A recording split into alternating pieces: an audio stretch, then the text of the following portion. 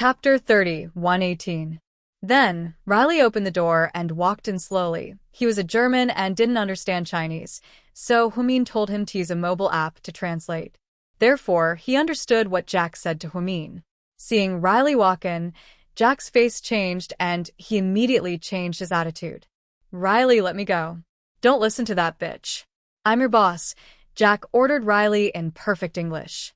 "What a joke. You're still calling yourself Huasiqian at a time like this?" Then, Humin smiled and took out an empty medicine bottle. She said to Riley, "This is Huasiqian's medicine. It's finished." I guess he didn't expect his illness to act up so quickly, so he didn't ask you to deliver the medicine in a hurry, which delayed his recovery and let this psychopath out. I don't need to tell you what kind of person Jack is, but you should know. You're the boss here, so you call the shots. You have a weapon in your hand, and so many people with you. You can decide whether to believe him or me. Humin's expression was very calm. She didn't want Riley to believe her words, nor did she want to explain too much. That would only backfire. "Bitch, you tricked me?" Jack realized that this was Humin's plan. She made Riley wait outside the door and forced him to get angry so that she could tell whether he was Jack or Huasiqian. "Riley, don't believe her. This bitch locked me up. I'm your boss. Let me go." Jack wanted to get out even more urgently. He pinned his hope on Riley. Seeing that Riley didn't say anything and just looked at him, Jack said anxiously, "I'm really your boss, Riley. Have you forgotten that we used to go to RG restaurant to eat steak and drink German beer in Germany? I also told you that I hated Ian and Nalo very much. You also told me that your sister was killed by Ian and that you wanted to take revenge on him. Have you forgotten all these?" Jack tried to use Huasiqian's memory to make Riley believe that he was the real Huasiqian. But Riley was unmoved. Jack vaguely felt that something was wrong. Unexpectedly, Humin turned to Riley and said with a smile, "See? I told you that Jack is a psychopath with a high IQ. The fact that he shared memories with Huasiqian is very abnormal. I was almost fooled by him before, but now that I know it, it's all right." "Yes. You're really not my boss." Riley looked at Jack calmly. "Humin, you damn woman. What on earth did you say to him?" Jack vented his anger on Humin again. "Because on the way here, I told Riley about your situation, including what kind of words you would say and what kind of methods you would use." Jack was slightly shocked. Humin was such a terrifying and meticulous woman. "Are you surprised? Are you surprised?" Humin smiled. "Ah. I'm going to kill you, bitch." Jack struggled against the chains with all his might. However, Riley punched him in the stomach. Then, he slowly leaned against the wall and collapsed. "Be quiet, you bastard." Riley looked at Jack angrily. "I think you can give him the medicine you brought. After a day and a night, your real boss will be back." Hearing this, Riley walked over, pinched Jack's mouth, opened the medicine bottle in his hand, and stuffed it into his mouth. "Give it to me, you piece of shit. Go away. Don't touch me." Jack seemed to resist, but Riley forced the medicine down his throat. Chapter 30, 119. After Riley poured the medicine into Jack's mouth, Jack collapsed on the ground, exhausted. "Riley, you can't beat this woman. If you don't guard against her, Huasiqian will deal with you when she escapes." Jack was still cursing behind Riley and Humin as they walked out. Humin chuckled and said, "Jack seems to think highly of me. He thinks that a weak woman like me can run away from you guys with heavy weapons." Riley glanced at Humin but didn't say anything. When they came out, the sun was up. It was very hot on the island, and the ultraviolet rays were very strong. After walking on the island for a while, they were covered in sweat. "When will he wake up? Did you say he's your boss?" Humin asked. "Yeah. Didn't I tell you to let him sleep for a day and a night? We have to see if he really wakes up." Riley didn't say anything. "When are you leaving?" Humin asked him. "I want to see my boss wake up." "Don't worry. I won't do anything to your boss. After all, if he dies, I won't live either," Humin said. Just then, Riley looked at his subordinates and said, "Move everything off the boat. We'll sleep here tonight." "Okay." Then, a dozen men went to the boat and moved off the new round of supplies for Huasiqian. There was food, drink, red wine, steak, and even frozen seafood. Huamin knew Hua Xiqian didn't like seafood. It seemed that these were prepared for her. Just then, one of his subordinates came over with a big box and placed it at Huamin's feet. "Boss prepared this for Miss Hua," the man said in English. "Don't you want to open it and see?" Riley asked Huamin. Huamin slowly squatted down and opened the box. His heart instantly warmed. There were many newborn clothes, little socks, little hats, some pink, some blue. There were also baby bottles and powdered milk and even some nutritional products for pregnant women. "Boss asked me to bring these over. They're all made in Germany and I bought the most expensive ones," Riley said. "I can tell. So, don't try anything funny. Just stay here. The boss treats you well." Huamin sneered. "Haha, you make it sound like I should be grateful to him instead of hating him." "Of course you should be grateful to him. He gave you everything you have." Riley seemed to respect Hua Xiqian very much and wouldn't allow Huamin to say no. Huamin took a deep breath and slowly stood up. He looked at Riley and said, "A thief stole a chicken from the chicken coop in the middle of the night. When they escaped, the chicken coop caught on fire. The chicken suddenly realized that if it hadn't been stolen, it would have been burned to death. So, it was very grateful to the thief. So, even if Hua Xiqian, your honorable boss, kidnapped me and separated me from my husband and my children, I should be grateful to him. At least I'm still alive and well, right?" Riley didn't say anything. "What kind of logic is this? Tell me, is this a bastard's logic?" Huamin asked. "I don't allow you to talk about my boss like that." Riley seemed a little angry. "He's your boss, not mine." Then, Huamin was angry and turned to walk back to the cabin. After Huamin entered the cabin alone, he immediately stood in front of the window nervously and watched them. He didn't know if his plan would succeed. Chapter 30, 120. The sun on the island was getting hotter and hotter. Huamin looked through the window and saw that Riley and his men were all sweating from the heat. "Boss, I'm thirsty. Let's get some water." "Wait." Riley stopped his men. "What's wrong?" "Don't go to the wooden house." "Boss, you don't trust that woman?" Riley didn't speak. He just asked his men, "Did we bring anything on board this time?" "Not this time. You only told us to bring Boss Hua's wine and some daily necessities like milk powder." "Okay. I got it." "Boss, where should we drink the water?" "There's a basement over there. I saw Boss Hua store the mineral water there. You guys go down and bring 2 boxes up." "Okay." "Wait." Riley was still worried. "Don't take the ones on the surface. Take the ones at the bottom," Riley ordered. "Yes, boss. We'll go right away." With that, several of his men went straight to the basement. In the wooden house, Huamin was finally relieved. It seemed that they had taken the bait. Riley was indeed suspicious, just like Hua Xiqian. Luckily, she had prepared for this and had tampered with the water above and below. Sure enough, within an hour after drinking the water, the men began to have abdominal pain. Then very small red spots appeared on their bodies. "Boss, we seem to have been poisoned," someone said as he looked at the spots on his arms. "Go and get that woman for me," Riley said fiercely. "No need. I'll do it myself." Huamin walked out of the wooden house with a smile. "You poisoned us?" "Yeah." Huamin continued to smile. "Do you believe that I'll shoot you right now?" Riley picked up the gun and pointed it at Huamin's head again. "I do. But if I die, no one will detoxify you because you'll be poisoned within 12 hours. You may die before you can leave the island and find a doctor." I really underestimated you." Only now did Riley remember what Jack had said in the basement. Huamin could not be underestimated. "So, are you waiting for death now? Or are you waiting for death after you kill me?" Huamin asked. "What do you want?" Riley knew that Huamin must have her purpose. "Oh, can I state my conditions now?" Huamin asked. Riley and the dozen subordinates behind him all covered their abdomens and looked at her with painful expressions, their eyes full of hatred. "Tell me, what do you want?" Riley stared at Huamin. "I want to leave the island." "Dream on." "Impossible." As soon as Huamin finished speaking, Riley immediately denied it. "Yes, This woman had left the island. How big of a crime was that? Could he bear it?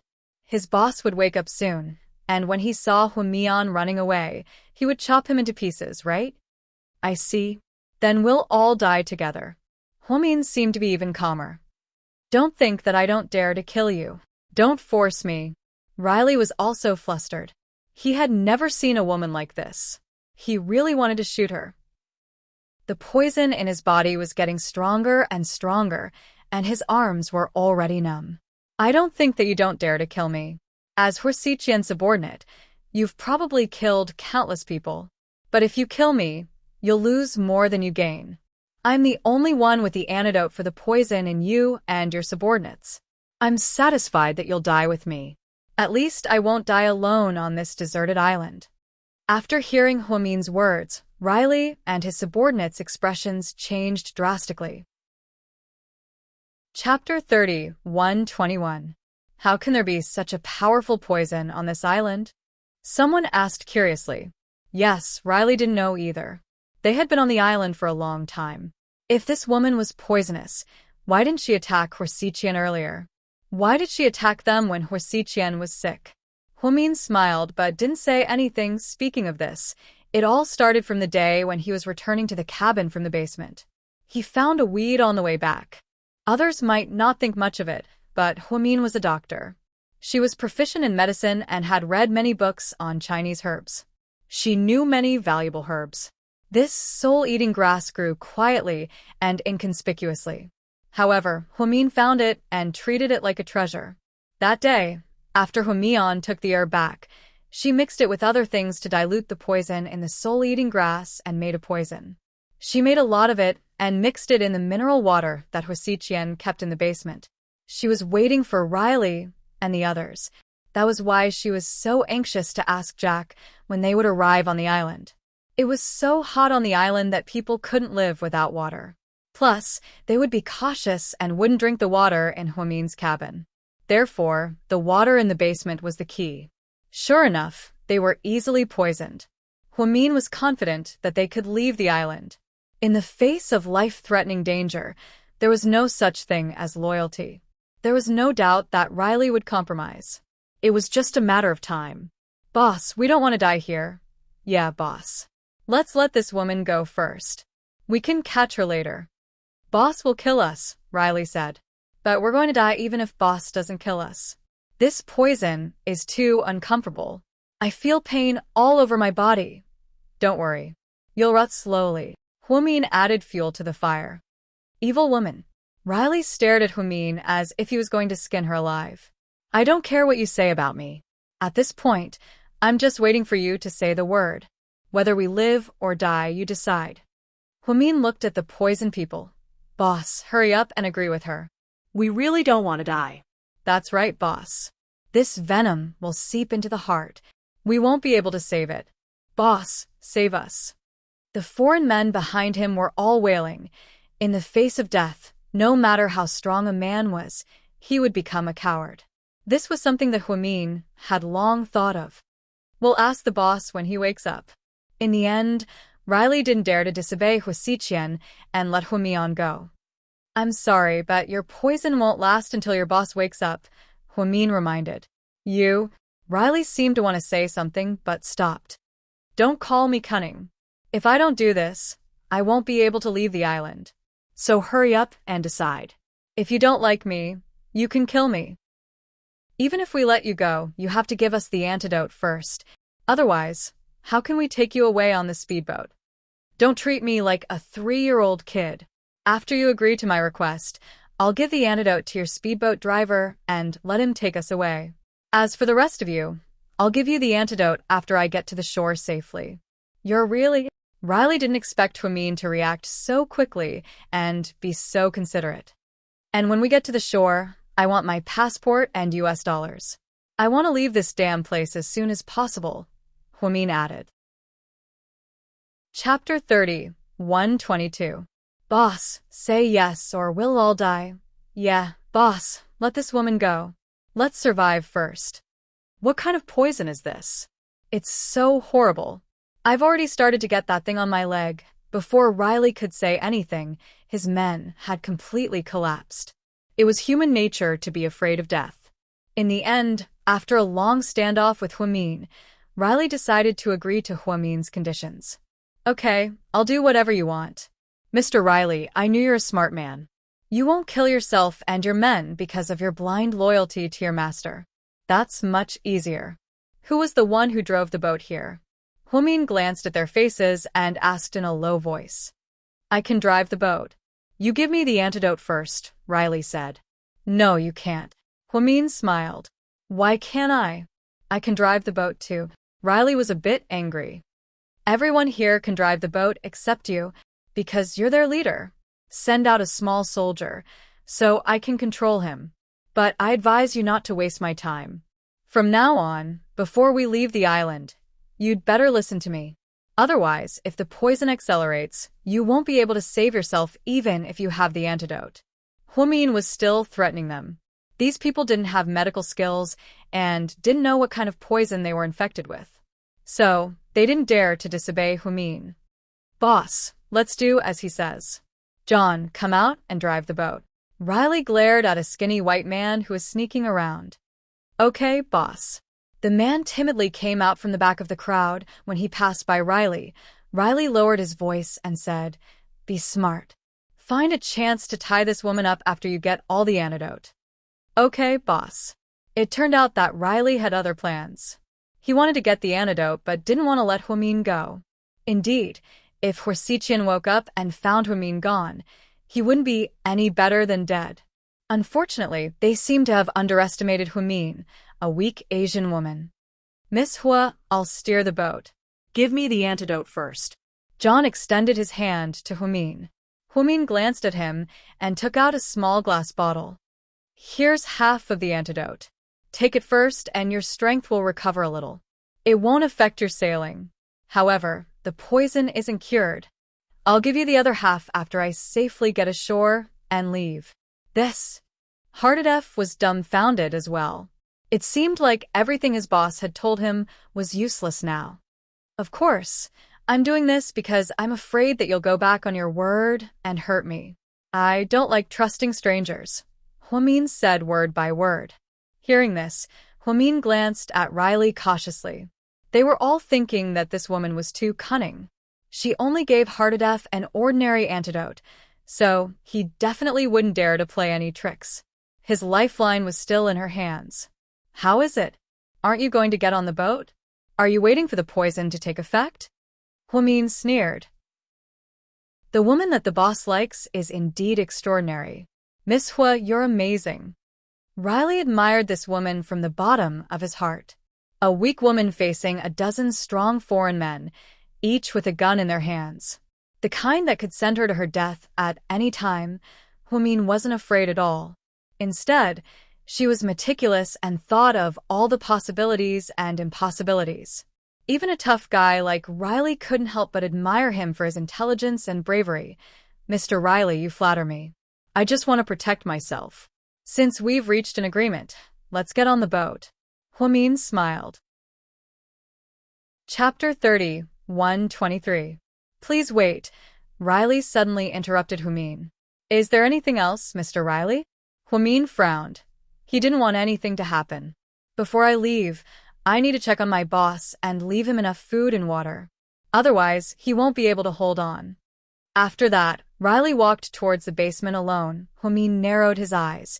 His expression was complicated, but he didn't stop him. With Huasiqian's current condition, he was probably still unconscious. There was no way he could recover immediately after taking the medicine. It would take some time for him to suppress Jack. Therefore, he wasn't worried about what Huasiqian would say to him. It could only mean that Riley was truly loyal to Huasiqian. The remaining 10 or so men stayed behind with Huamin. However, they didn't dare to get close to this woman. Just then, a black man in the crowd cursed in English, Brothers, we're a group of men. This woman has potential. It's not a good idea. Why don't we just tie her up and cut her ass off bit by bit until she gives us the antidote? Otherwise, if she doesn't give us the antidote when we get to the shore, we'll be dead for sure. After the black man's incitement, some of the men seemed to be tempted. They looked at Huamin with eager eyes. Boss Riley is loyal to Mr. Hua, but we're not. We just want to stay alive, the black man continued. But if Mr. Hua wakes up and finds out that we hurt this woman, we'll die too. Boss Riley said that we can't let a single hair of this woman go missing. Someone seemed to be worried. We don't care whose woman she's in our current state. We're about to die. Plus, she's so timid. She won't wait for us to cut her before she gives us the antidote. She'll probably give us the antidote right away. What do you think? The black man suddenly stood up, enduring the pain. The others were also incited, but they didn't dare to act rashly. They knew that Riley would be back in a moment. Huamin coldly glanced at the black man's face. Black man, I advise you not to do this. What's wrong? Are you scared, bitch? If you're scared, then take out the antidote. The black man's gaze was fierce. He might have thought that he was a tall and strong man, but he was restrained by a small woman with so many men around him. His heart was seriously unbalanced. Therefore, they took advantage of Riley's absence to stage such a farce. I can easily poison you. Do you think you can hurt me? Huamin smiled. He had long heard that there were some people in Africa who were simple-minded, all brawn and no brains. However, their EQ and IQ were extremely low. Today, it seemed that this was indeed the case. This black man, who had started the trouble, had stepped forward to stir up trouble and find fault with Huamin. He was really not smart.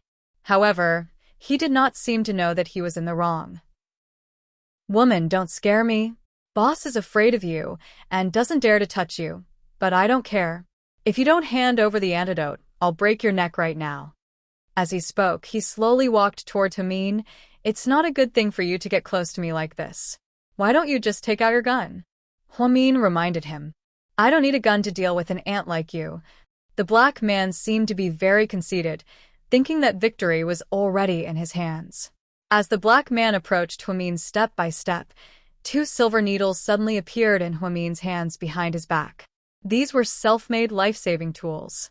She didn't think that she would have to use them so soon. Unfortunately, before the black man could reach Huamin, a gunshot was heard. Then everyone was dumbfounded. Chapter 30, 124. Boss, Huamin's subordinates saw Riley raise his gun not far behind Huamin.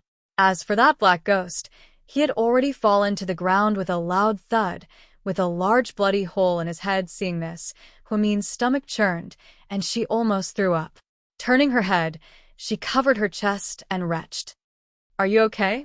Riley walked over and glanced at Huamin expressionlessly. Huamin shook his head and didn't want to speak. The rest of you, listen up.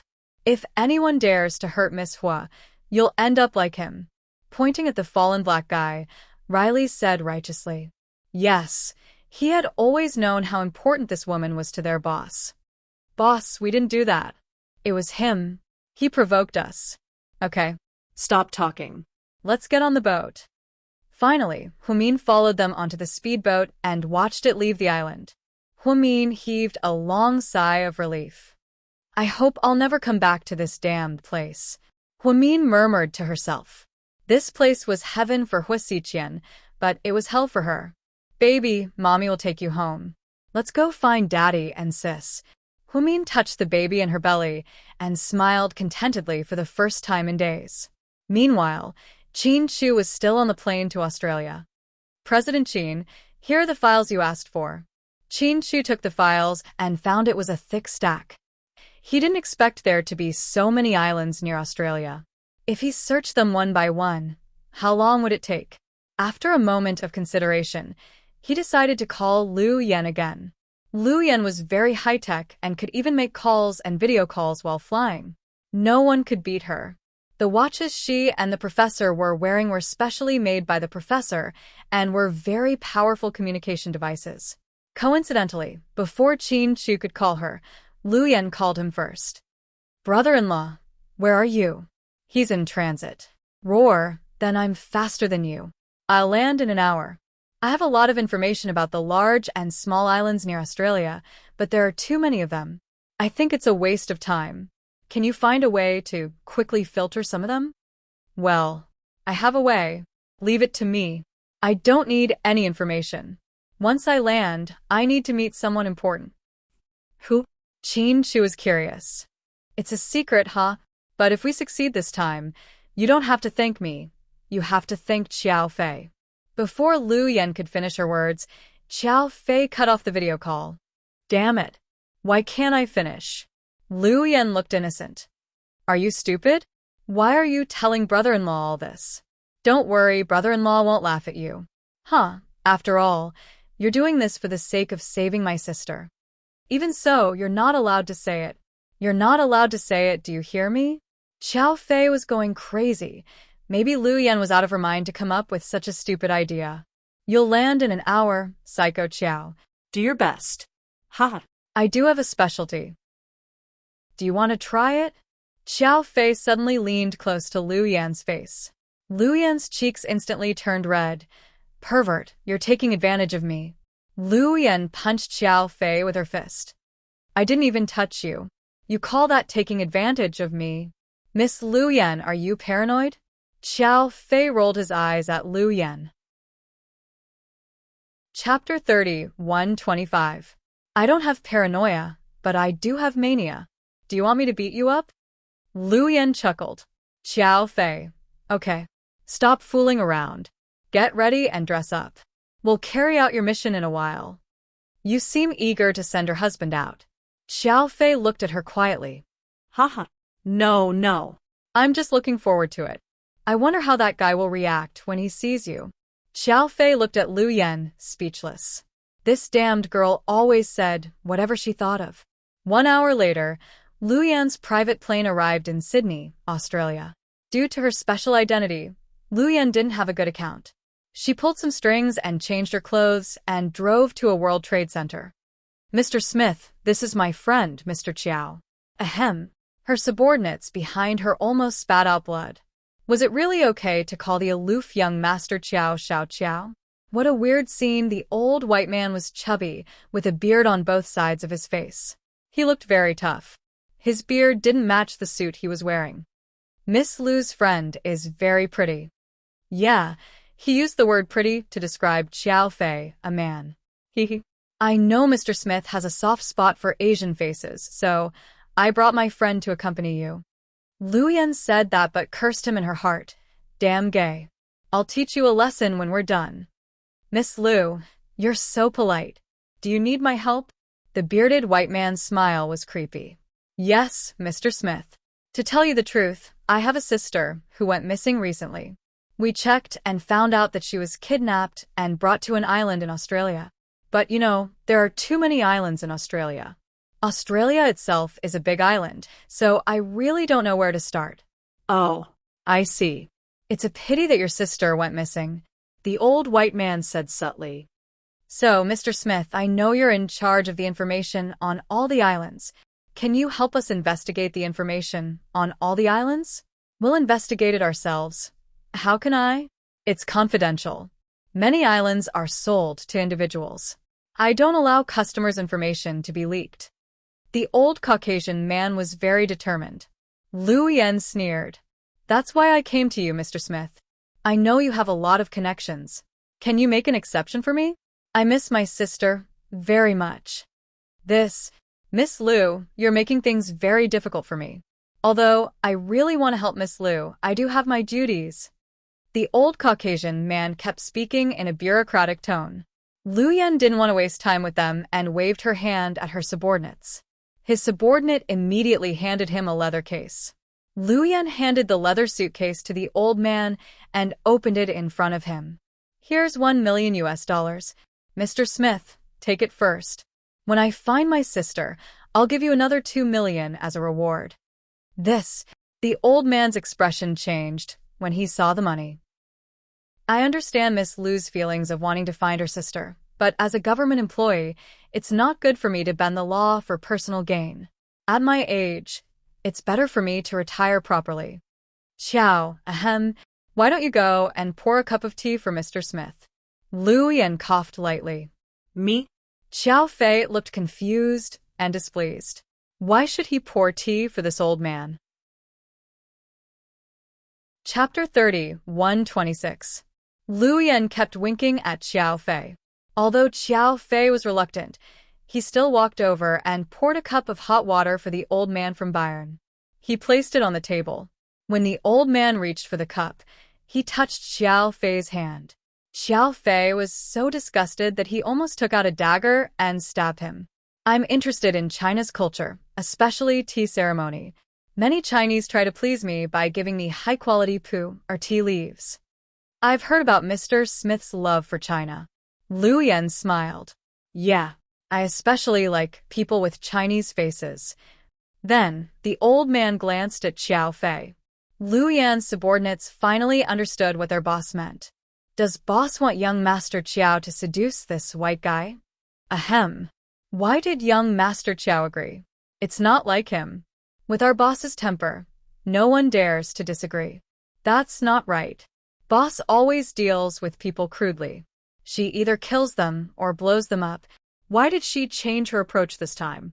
I heard the old man's brother is one of the most influential people in Australia. Boss is afraid it'll be troublesome if she kills him directly. Her subordinates whispered to each other not far away. Xiao Fei clenched his fists patiently. His expression changed. Lu Yan immediately walked over and put her arm around Xiao Fei's shoulder. Then, she lowered her voice and said, "Hold it in, Psycho Qiao.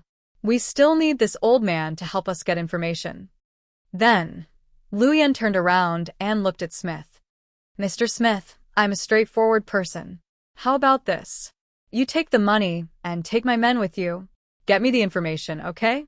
Thank you for your kindness, Miss Lu." But Smith seemed to want to refuse. Losing her patience, Lu Yan held Xiao Fei's hand and walked out. "If that's the case, forget it. Let's go." "Hey, wait a minute." Smith seemed to be in a hurry. Lu Yan paused with a smug smile on her face.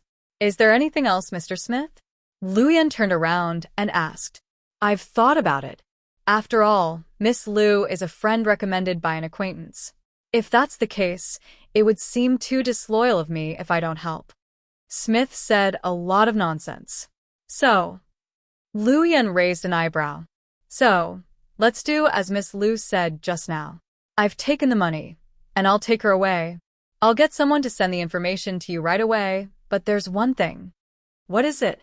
Lu Yan was displeased to see the old man's condition. "You can only read the information here. You can't take it away. After all, this is a confidential document. If it gets leaked and falls into the hands of others, I'll be dead for sure," Schmidt said.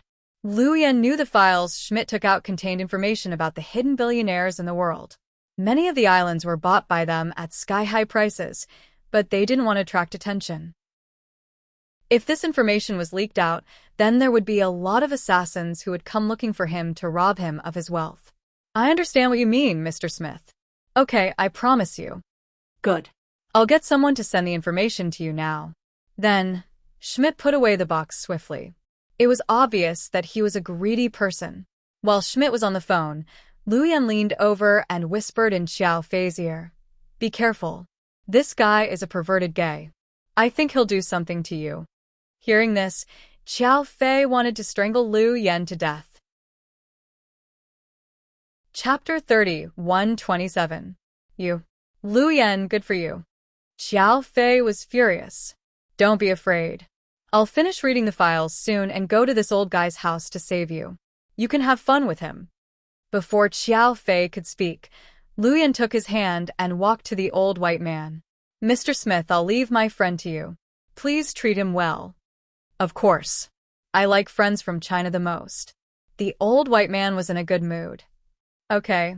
My friend will definitely treat you well. Have a good time." After Lu Yan said those dirty words, she and her subordinates moved to the side of the road. At this moment, 2 female secretaries knocked on the door and walked in with tall files in their hands. "Mr. Smith, these are the files you asked for. Put them here." "Okay." "Are all the files I asked for? Did you miss anything?" Lu Yan looked at the files and asked worriedly. "No." "Don't worry. They're all here. All the islands in Australia, big and small, have been recorded. Okay. Thank you, Mr. Smith." "Qiao, come home with me." The old white man looked at Xiao Fei lecherously. Xiao Fei didn't speak. Instead, he walked out of the door, and the old man followed him. After Xiao Fei left, one of Lu Yan's subordinates couldn't help but ask, "Boss, are you really going to give young Master Qiao to that perverted gay man? What else? Should I give him to you?" Lu Yan glared at him. No, no, no. "I'm not as pretty as young Master Qiao." Huh. "At least you know your place," Lu Yan said as she flipped through the files on the islands. "But boss, will young Master Qiao be in danger?" One of Lu Yan's female subordinates asked worriedly. "He won't. But I heard that this Schmidt is a very perverted old man. It is said that many Chinese students have died tragically in his house. Some of them were even never found. Many parents in China have made a fuss about it. But because it is a foreign case and Schmidt has a backer behind him, it was left unsettled in the end." "Don't worry. Xiao Fei isn't a Chinese student." Lu Yan smiled. "But Schmidt's house is heavily guarded and has a lot of bodyguards. Young Master Qiao, you're good at fighting, but you can't bring your weapon in." What? "Xiao Fei is in danger. Are you nervous?" Lu Yan glanced at her female subordinate. The female subordinate immediately blushed. No. "No, I just feel that young Master Qiao treats boss very well. Boss shouldn't treat him like that. Xiao Fei and I have been together for so many years that we have a tacit understanding of each other. Don't worry about it. Hurry up and help me look through the information. If there are any suspicious islands, immediately record them down for me. We'll quickly filter them out." "Yes, boss." Xiao Fei left with the old white man while Lu Yan and her subordinates quickly browsed through the information on all the islands in the building. On the other side on the deserted island, Huamin used the antidote to force these people to board the ship and leave the island with her. Along the way, she didn't dare to sleep and ate very little. She was even very careful when she went to the toilet. After all, the people on the ship weren't ordinary people. "How long until we reach land?" Huamin asked Riley. Soon. "What's the name of the place we're going to?" Huamin asked. After a moment of hesitation, Riley said, "Tasmania." What? "Tasmania? That means we're in Australia." Huamin was slightly surprised. "Not bad. You know a lot of places." Riley glanced at Huamin and said slowly. Chapter 30, 128. Huamin was no stranger to Australia. She liked to travel and had studied many beautiful towns around the world. Tasmania was one of them. As a famous town in Australia, it had a good location and beautiful scenery. It was only 240 kilometers away from Victoria. Huamin always thought she was kidnapped to an island far, far away in Africa. She didn't expect that she was still in Australia. Although he was surprised, there was still a trace of joy in his heart after the surprise. She suddenly felt that she was very close to home. "Miss Hua, forgive me for asking, but I really don't understand. My boss is so good to you. Why do you hate him?" Although it was Riley's first time meeting Huamin, he had heard a lot about her. Hua Xiqian had been thinking about this woman for so many years. What kind of logic is that? If someone is good to you, you have to marry him? Huamin laughed. "Riley, love is the most unreasonable thing in the world. It's hard to explain, and it's mutual. It's not one-sided. Love itself is a wonderful thing, and it shouldn't become a forced pain. As for your boss's obsession with me, I've always wanted to tell you that it's because he's been unhappy all these years that he can't bear to see other people's happiness. My husband, Qin Chu, treats me better than your boss in his entire life. But don't you think it's rare for someone to be obsessed with you all these years? So what? Do I have to marry him because of this? I don't love him. How do you want me to live with him? But as far as I know, you don't love your ex-boyfriend either. But you still dated him in college," Riley said calmly. "Ha, you know a lot." Huamin was surprised that Riley knew about her relationship with her ex-boyfriend, Ning Ziyuan. This meant that Hua Xiqian's subordinate had done a lot of research on him.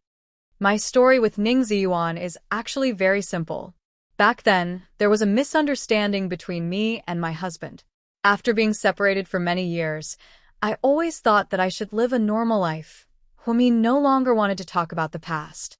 The grudge between her and Ning Ziyuan had already been written off. If someone hadn't deliberately mentioned it, she wouldn't have even remembered who this person was. It wasn't that Huamin was heartless, but that Ning Ziyuan didn't leave much color in Huamin's life. He didn't love Huamin as much as Qin Chu did, nor was he as great as Suyu, who treated Huamin well without asking for anything in return. There was also no one like Hua Xiqian, who persisted until now. Therefore, there was really nothing much to say about that person. Okay, everyone says that Miss Hua has a high IQ. You're indeed very logical when you speak. Riley smiled. Cut the crap. We're not friends. I don't need to chat with you here. Since we're almost on land, where are my money and passport? Huamin asked. Money is not a problem. You don't need 1,000 yuan. I can even give you 10,000 yuan, said Riley. However, from his tone, it seemed that there was more to it, so Huamin didn't rush to answer. As expected, Riley continued, It's not that I don't want to do the passport. I don't have your passport at all. Then how did I get here? Huamin questioned. When you came here, you were still unconscious. Boss pulled some strings to bring you here. Boss probably has a forged passport, but it's not with me. Then won't it be troublesome for me to stay here, without an identity? Huamin questioned. Yes, overseas people often checked documents. It was very troublesome for a foreigner to stay here without a passport. They couldn't even take a plane or a truck or leave here. Chapter 30, 129. Riley didn't say anything. Huamin was clearly annoyed that she hadn't thought of this. Why don't you give me half of the antidote when we get there? I'll take you to my contacts and get them to give you a certificate to prove your identity. No need. Huamin refused right away. Are you wary of me? Riley chuckled. Of course I am. You're Hua Xiqian's man. I don't want to go back to that godforsaken place ever again. Huamin walked to the stern of the boat and looked at the waves stirred by the boat. She had mixed feelings. She might have to think of another way to prove her identity. Luckily, she could speak English. Otherwise, it would be hard for her to survive here. The boat slowly approached the shore. Huamin was the first to jump onto the boat. She didn't need anyone's help and acted like a tough woman. Miss Hua, where's our antidote? Riley reached out his hand. I need to take John away. When I think we're somewhere safe, I'll give all of your antidote to John. No way. If you run away, where are we going to find the antidote? Someone protested. I won't run away. John is watching me, right? Unless you don't trust him? Huamin asked. Riley remained silent. He seemed to be considering whether Huamin's plan would work. Boss, I'll definitely bring the antidote back to you. I won't let this woman run away, John said with a gun in his hand. Boss, say something. Will this method work? Miss Hua, there are so many of us. You should at least give us part of the antidote first. Have you left the island? Riley asked. Mr. Riley, don't negotiate with me. Even if I've left the island, I'll still take you down with me if we can't reach an agreement. Huamian was determined not to compromise with them. How can you be like this? Someone couldn't help but curse in English. Don't negotiate with me. After all, the antidote is in my hands. Honestly, do you have the antidote or not? Are you trying to be mysterious? You didn't bring anything with you when you left. Where is the antidote? Why don't I believe it? A young white man was curious. After he said this, everyone looked at Huamin's bag. When Huamin left the island, he only carried a backpack. No one knew what was inside because she didn't open it during the journey. Even when going to the toilet, he had to carry her. All of these people became greedy. If there was really an antidote inside, wouldn't it be better to just snatch it and consume it directly? The antidote. Of course, I have it. You better not have any other ideas. Otherwise, you'll lose more than you gain. Huamin glanced at Riley indifferently. I don't believe her. I think the antidote is in this bag. No, I can't let her go. I need the antidote. The Caucasian young man pounced over. Matthew, stop it. Riley didn't agree with Matthew's approach. After spending so much time with Huamin, he found that this woman was very smart and terrifyingly meticulous. She was more than enough to deal with men like them. The antidote wouldn't be as simple as just in the bag. But this Caucasian young man seemed to have lost his mind due to his marijuana addiction and didn't listen to Riley. Instead, He walked directly to Huamin and rudely pulled Huamin's bag off her back. Huamin didn't resist. When he opened the bag, he found some daily necessities, a towel, a toothbrush, and a medium-sized wooden box. The antidote must be in here.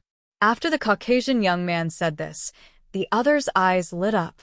I advise you not to touch my things, Huamin warned with a dark face. Chapter 30, 130. But Huamin didn't stop. He pushed Huamin away roughly, snatched the box, and opened it impatiently. In an instant, his hand was bitten by something. Then he threw the box on the ground. Everyone's faces turned pale when they saw the little thing inside. Little sweetheart, are you scared? Huamin immediately squatted down and picked up the little insect on the ground. It was a centipede as thick as a pinky finger, and its body was red. Just looking at it was enough to make one's scalp tingle. Boss, it's so painful. The young white man suddenly fell to the ground with a thud. His face turned green, and he was in so much pain that he wanted to die. Riley took a look and saw that Matthew's entire arm had started to turn black and blue. What bit him? Riley looked at Huamin. Didn't you see it? It's a poisonous centipede. Huamin touched the centipede with his hand, and the men all retreated in fear. Boss, that hurts, help me. The man looked at Riley and screamed for help. Then he rolled on the ground. Miss Hua. Riley seemed to want to ask Huamin for help. I can't do anything. I told him not to touch my things, but he wouldn't listen, Huamin said. Hurry up and give him the antidote for the centipede. He didn't do it on purpose, Riley said.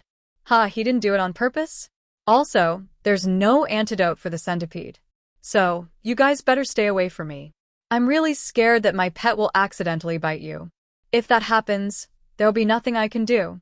Then, Huamin purposely rubbed the centipede in front of Riley's face, making him retreat in fear. At this moment, the white young man lying on the ground was foaming at the mouth. He looked like he was dying. Someone wanted to help him up, but Huamin reminded them coldly. You better not touch him. He's poisoned. If you want to die, do it. After saying that, those people all retreated again and distanced themselves from Matthew. Boss, what should we do? Someone asked Riley. Riley glanced at Matthew helplessly and took out his pistol. Bro, I'll give you a quick death. With a bang, the man's head was shot by Riley's pistol. Red blood immediately flowed out and soaked the ground. If it's poisonous, why didn't it bite you? Someone asked her in English. Because he saw the deadly centipede lying motionlessly in Huamin's palm like a child. Because it's my pet. You're a psycho. Riley looked at Huamin with a chill in his heart. A psycho? You flatter me.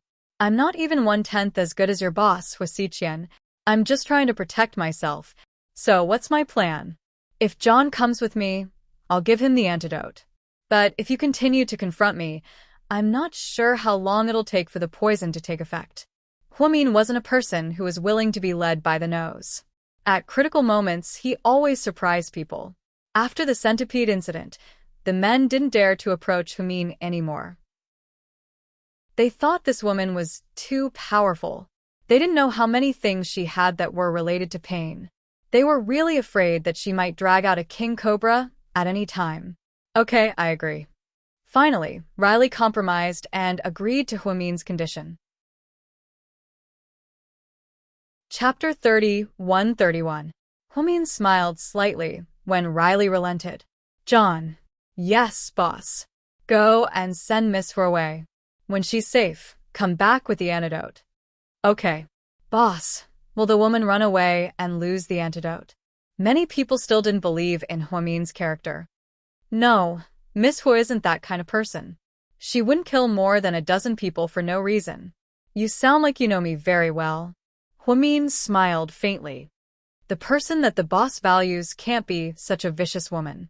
But 2 of your men died because of me, Huamin reminded him. Riley had shot a man who didn't know what was good for him on the island. Now, another man wanted to steal the antidote, but he suffered the consequences of his own actions. Those 2 deserved it. It wasn't Mrs. fault, Riley said mildly. It sounded like Riley was an open-minded person, although he was old-fashioned and didn't smile much. Okay.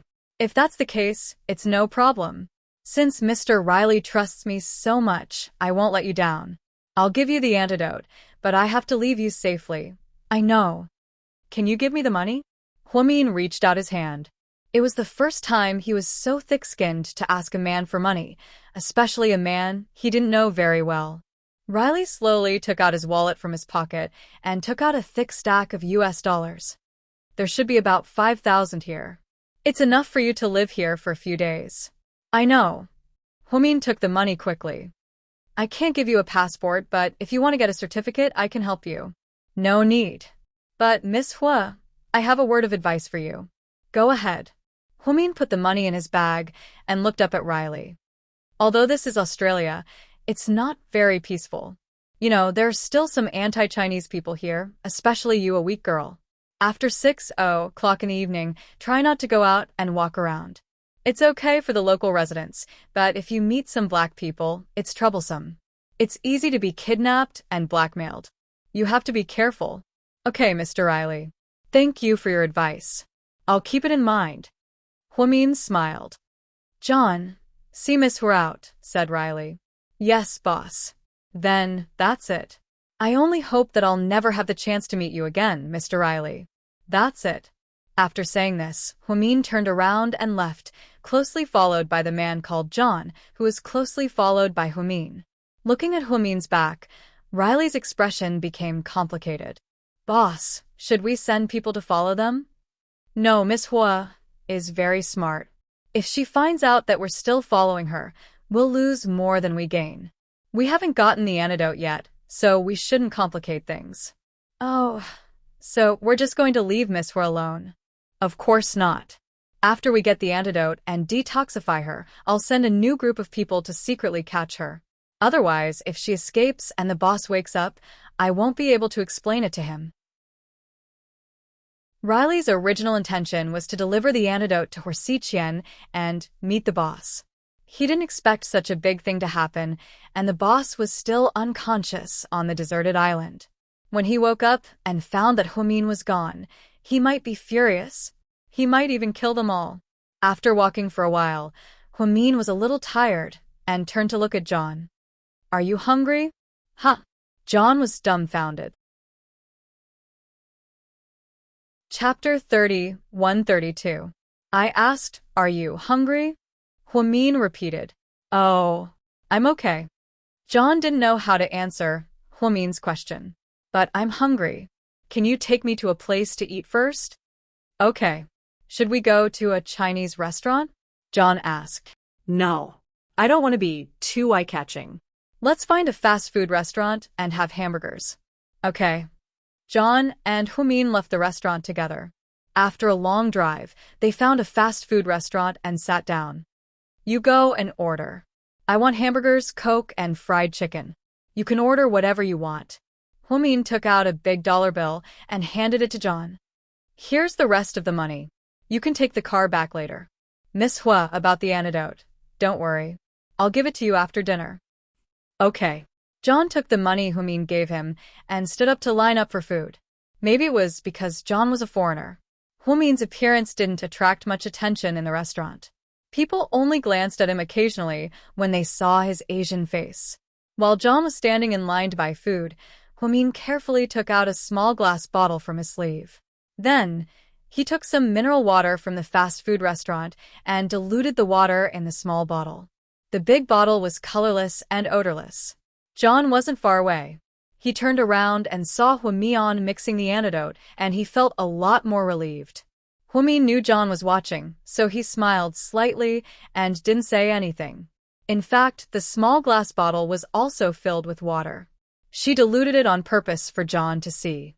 John would definitely think it was the antidote. Those who were poisoned by the soul-eating grass didn't suffer much. As long as they drank more water, they would be fine in about a week. But Huamin wouldn't tell them this. They would never be able to guess Huamin's style of doing things. She was similar to Liu Yan in that she had to try regardless of whether she was confident or not. Coupled with their fearless and calm faces, most people would choose to believe them. Liu Yan could even fool Ian. She had to admit that she had a strong mentality. John came back with his shopping and put the tray on the table. Humin ate and drank the hamburger and cola without saying a word. Miss Hua. Then why didn't the centipede bite you? Hardadef had been wanting to ask this all along. Because it likes me. John. Miss Hua, don't lie to me. I don't believe you. As for why it didn't bite me, you don't have to worry about it. I definitely have my ways, but I know that if you have other thoughts and do something bad to me, I will definitely let it bite you. You saw what happened to Matthew, right? I don't have any bad intentions. I just want to get the antidote safely and leave. This is the antidote. Humin pushed the bottle of mineral water to John. How do I drink it? Is there a requirement? 1 sip per person. Then, for the next week, each person has to drink 20 glasses of water and do 100 push-ups every day. What does the antidote have to do with push-ups? John was surprised. Because strenuous exercise can detoxify the poison. Oh, I see. I understand. Thank you, Miss Hua. John carefully hid the bottle of mineral water in his pocket, afraid that he would lose it. Humin couldn't help but laugh. In fact, those people were already fine. The dosage wasn't that high to begin with, but they were scared after seeing the reaction on their bodies. Making them drink 20 glasses of water a day was indeed to speed up the detoxification process, but doing 100 push-ups was purely a joke. Humin didn't like Huasiqian's subordinates at all. Miss Hua, what are you going to do after I leave? You're a foreign woman without a passport or identity. Even if you have money, it's hard to live here. The Australian police are very rude. John reminded Humin. Chapter 30:133. I'm fine. I have my ways, Humin said as he ate his hamburger. All right then. I wish you good luck. After the meal, John walked out of the front door with the antidote in his hand. Humian, on the other hand, disappeared into the alley behind him. When John returned, everyone was waiting for him. Where's the antidote? Riley asked. It's here, boss. Where's Miss Hua? She's still in the hamburger shop. She hadn't finished eating when I left. Did you see the antidote? Are you sure it's real? Riley asked. I think so. I saw Miss Hua take out a bottle of antidote from her sleeve and mix it with water. Did she tell you how to take it? Riley looked at the bottle of water. She did. Miss Hua said everyone has to take a sip of the antidote and drink 20 glasses of water every day for the next week. Oh, and do 100 push-ups every day. Riley, Miss Hua said the exercise will speed up the detoxification process. Okay. Then, Luli opened the bottle of water and took a big gulp. Then, he handed the bottle to his subordinates. This time, they suffered a great loss in transporting supplies. A group of men was fooled by a little girl. On the other side, in Sydney, inside a suburban mansion, Smith took Xiao Fei back to his private mansion. Then, he led him to his master bedroom impatiently. Xiao, do you want to take a shower first? The old white man asked wickedly. Mr. Smith, you can take a shower first. I'll wait for you here. Okay, baby. I'll be right out. Before entering the bathroom, the old white man gave Xiao Fei an evil look.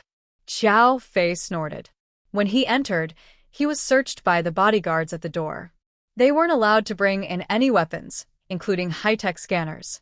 So, Luyan didn't let him bring a pistol or a dagger. So, in a while, 10 minutes later, the old white man came out impatiently. He was wearing a loose white bathrobe, and a black whip had appeared in his hand out of nowhere. There was even some dark red stuff on it that looked like dried blood. Let's start with the most basic one. What do you think? Smith asked with a smile. Sure, I have no problem with that. Xiao Fei was extremely calm. Baby, take off your clothes first and put this on. After saying that, the old man took out a set of leathers that were specially made for dogs' necks from the cabinet at the side. There were also heavy chains on it. Xiao Fei lowered his head and slowly picked up the chain, weighing it in his hand. Take off your clothes, the old white man said condescendingly.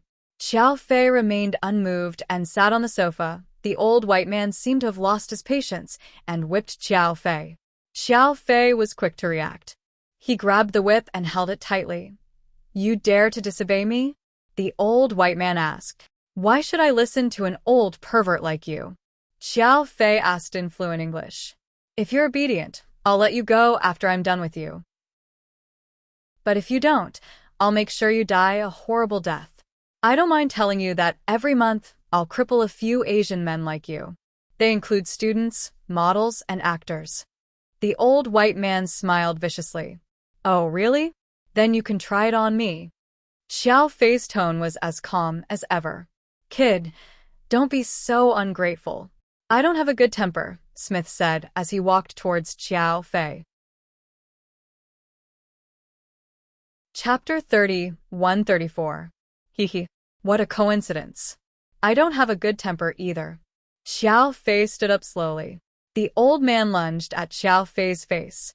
Before he could grab Xiao Fei's collar, Xiao Fei grabbed him by the neck. What do you want? Can't you see? Xiao Fei glanced at the old man's face coldly. Do you believe that I'll call my bodyguards right now? Without waiting for him to finish, Xiao Fei put the dog leash that he had been fiddling with for a long time around his neck. Then he tightened his grip. Ah. Cough. Cough. Smith wanted to scream for help but couldn't even make a sound. I won't kill you immediately. I'll let you hang here half dead, Xiao Fei said. Then, he forcefully dragged Smith's broad body all the way to the hanger.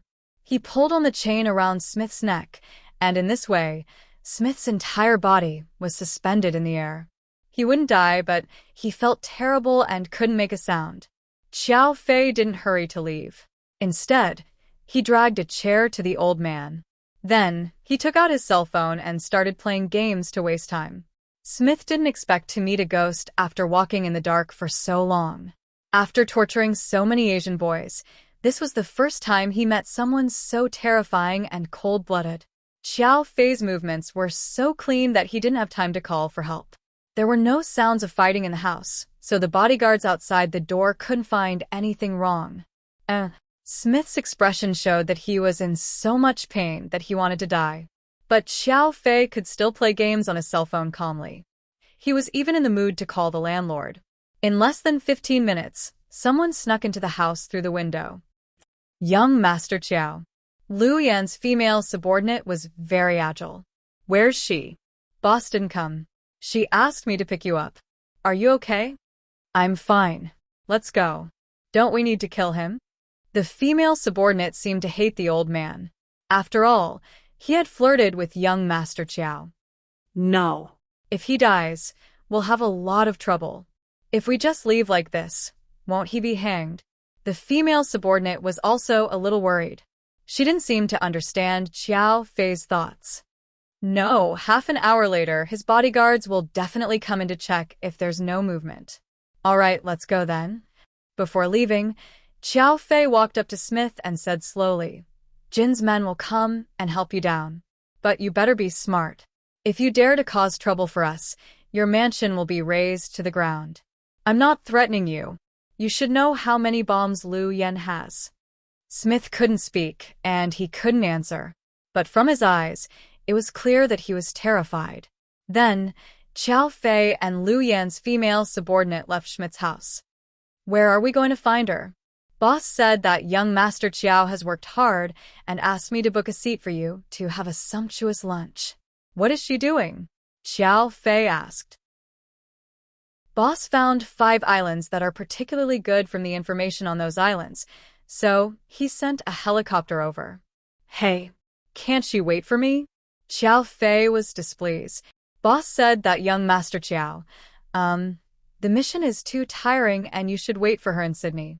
Xiao Fei, boss asked me to stay and protect you. I'll take you to lunch first, young Master Chiao, the female subordinate said. No, I'm not hungry. Do you need me to find a hotel for you to rest? No, I'll take a walk alone. You can go to your work. No, boss asked me to protect you. The female subordinate was stubborn. You? Protect me? Is Lu Yan drunk? Xiao Fei was furious. He didn't know what was wrong with him, but he got a female subordinate who followed him like a tail. Not far away, in a black Toyota, a man wearing sunglasses was quietly watching the scene. Chapter 30, 135. Should we do it now? The man in sunglasses asked the person on the other end of the line. No, just keep watching. Yes, boss. Tasmania town. Huamin took the 5,000 yuan he got from Riley and found an inconspicuous motel to settle down. Then, he walked across a few streets and made a phone call from a phone booth. Dialing Qin Chu's familiar number, Huamin took a deep breath because he was very nervous. He would be able to hear Mr. Qin's voice soon. If he knew that he had escaped, he would be ecstatic. After dialing the number, there was a pause of 3 seconds. Suddenly, a robotic voice came from the other end of the line. Sorry, the subscriber you have dialed is unavailable. Huh? Huamin froze. Qin Chu rarely turned off his phone. It was usually on 24 hours a day. Did something happen to him? After her accident, did Qin Chu think that she was dead? No way, there were still 2 little ones at home. Huamin anxiously dialed South Hill Manor's number again. After about 10 seconds, the call was picked up. Hello? Ning Ning. Huamin recognized Qin Ning's voice. Sister-in-law? Qin Ning asked in disbelief. It's me. Huamin was a bit excited. Oh my god, sister-in-law. How could you call me? Where are you? Do you know that we've been looking for you like crazy? Qin Ning suppressed the ecstasy in her heart. I know. Is everything okay at home? Huamin asked. Yes, everyone is fine. We're all waiting for you to come back safely. Where's my husband? I called him, but his phone was turned off. Is he at home or at the company? Sai, what time is it now? How can my brother be in the mood to go to work?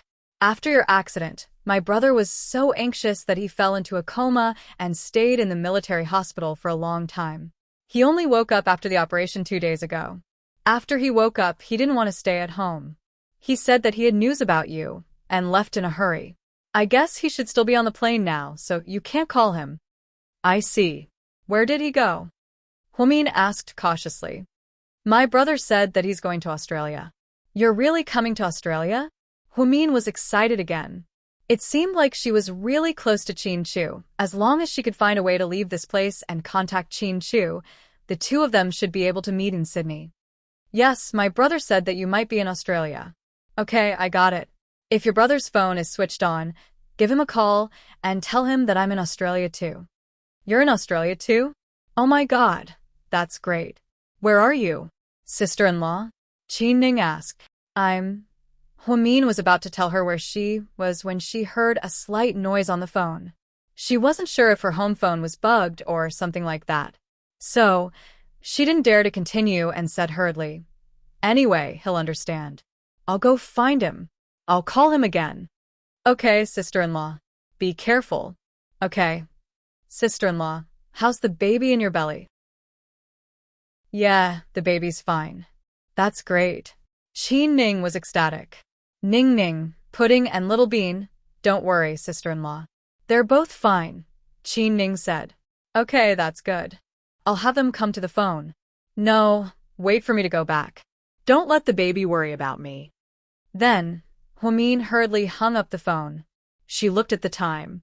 It had been more than 30 seconds. By the time Huamian left the phone booth, the sky had already darkened. Maybe it was because she was pregnant, but she was still hungry. Although she ate a lot at noon, she was still hungry. So, Huamin decided to find a convenience store and buy some food to take back to the motel.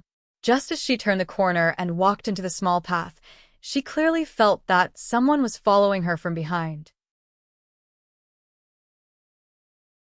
Chapter 30, 136. Huamin sneaked a peek at the sky. It was already dark. Nights overseas weren't as lively as nights in China. There weren't as many pedestrian streets and night markets. Even a place like Sydney was the same, let alone a small town like Tasmania.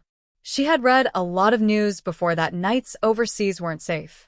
After dark, there were many places where people couldn't walk around freely. Especially areas where black people lived, it was even more unsafe. Therefore, for a layman like Huamin, she didn't know where was safe and where she could walk. After the phone call, Huamin walked into a small alley and regretted not taking the main road or a crowded place. But now, there was no turning back. He could only quicken his pace and move forward. Humin quickened her steps as if there was wind beneath her feet. However, she could clearly feel that the person behind her quickened his steps as well. Judging from the heavy footsteps, it was definitely a man. Humin didn't dare to look back. She even started to jog, however, she could clearly feel that someone was grabbing her hair tightly. Then, they pressed her body against the wall. Humin turned around and her expression changed drastically. It was a black man, who was almost 9 meters tall. She couldn't tell his age. His face was dark and his eyes were filled with the hunger of a hunter. "Woman, you can't escape," the black man said in English fiercely. Who sent you? Humin looked at him and asked. The black man was confused by Humin's question. "Is it Riley or someone else?" Humin asked again. "What Riley?" "I don't know him." From the black man's eyes, it didn't seem like he was lying to her. Humin suddenly realized that she was being robbed. She reacted quickly and took out a few US dollars from her pocket. "If you want money, I'll give you this. This is all I have." "I don't want it." After the black man said that he didn't want it, Humin suddenly felt a sense of fear. Then, the black man looked at Humin with a lustful gaze and asked, "Korean?" Humin did not say anything. "Japanese?" Humin still did not answer. "Chinese? Singaporean? Hong Kong people? Taiwanese?" He seemed to be very curious about where Humin came from. However, Humin didn't know why he asked this question, so he didn't plan to say anything. "Forget it. Since you don't want to talk, I'll do it. Did you know that I'm especially infatuated with Korean girl groups? Their figures make people drool. Tell me, how can you Asians be so obedient? You're God's perfect masterpiece. Looks like I'll be able to enjoy a good meal today. Please don't hurt me." What do you want? Tell me.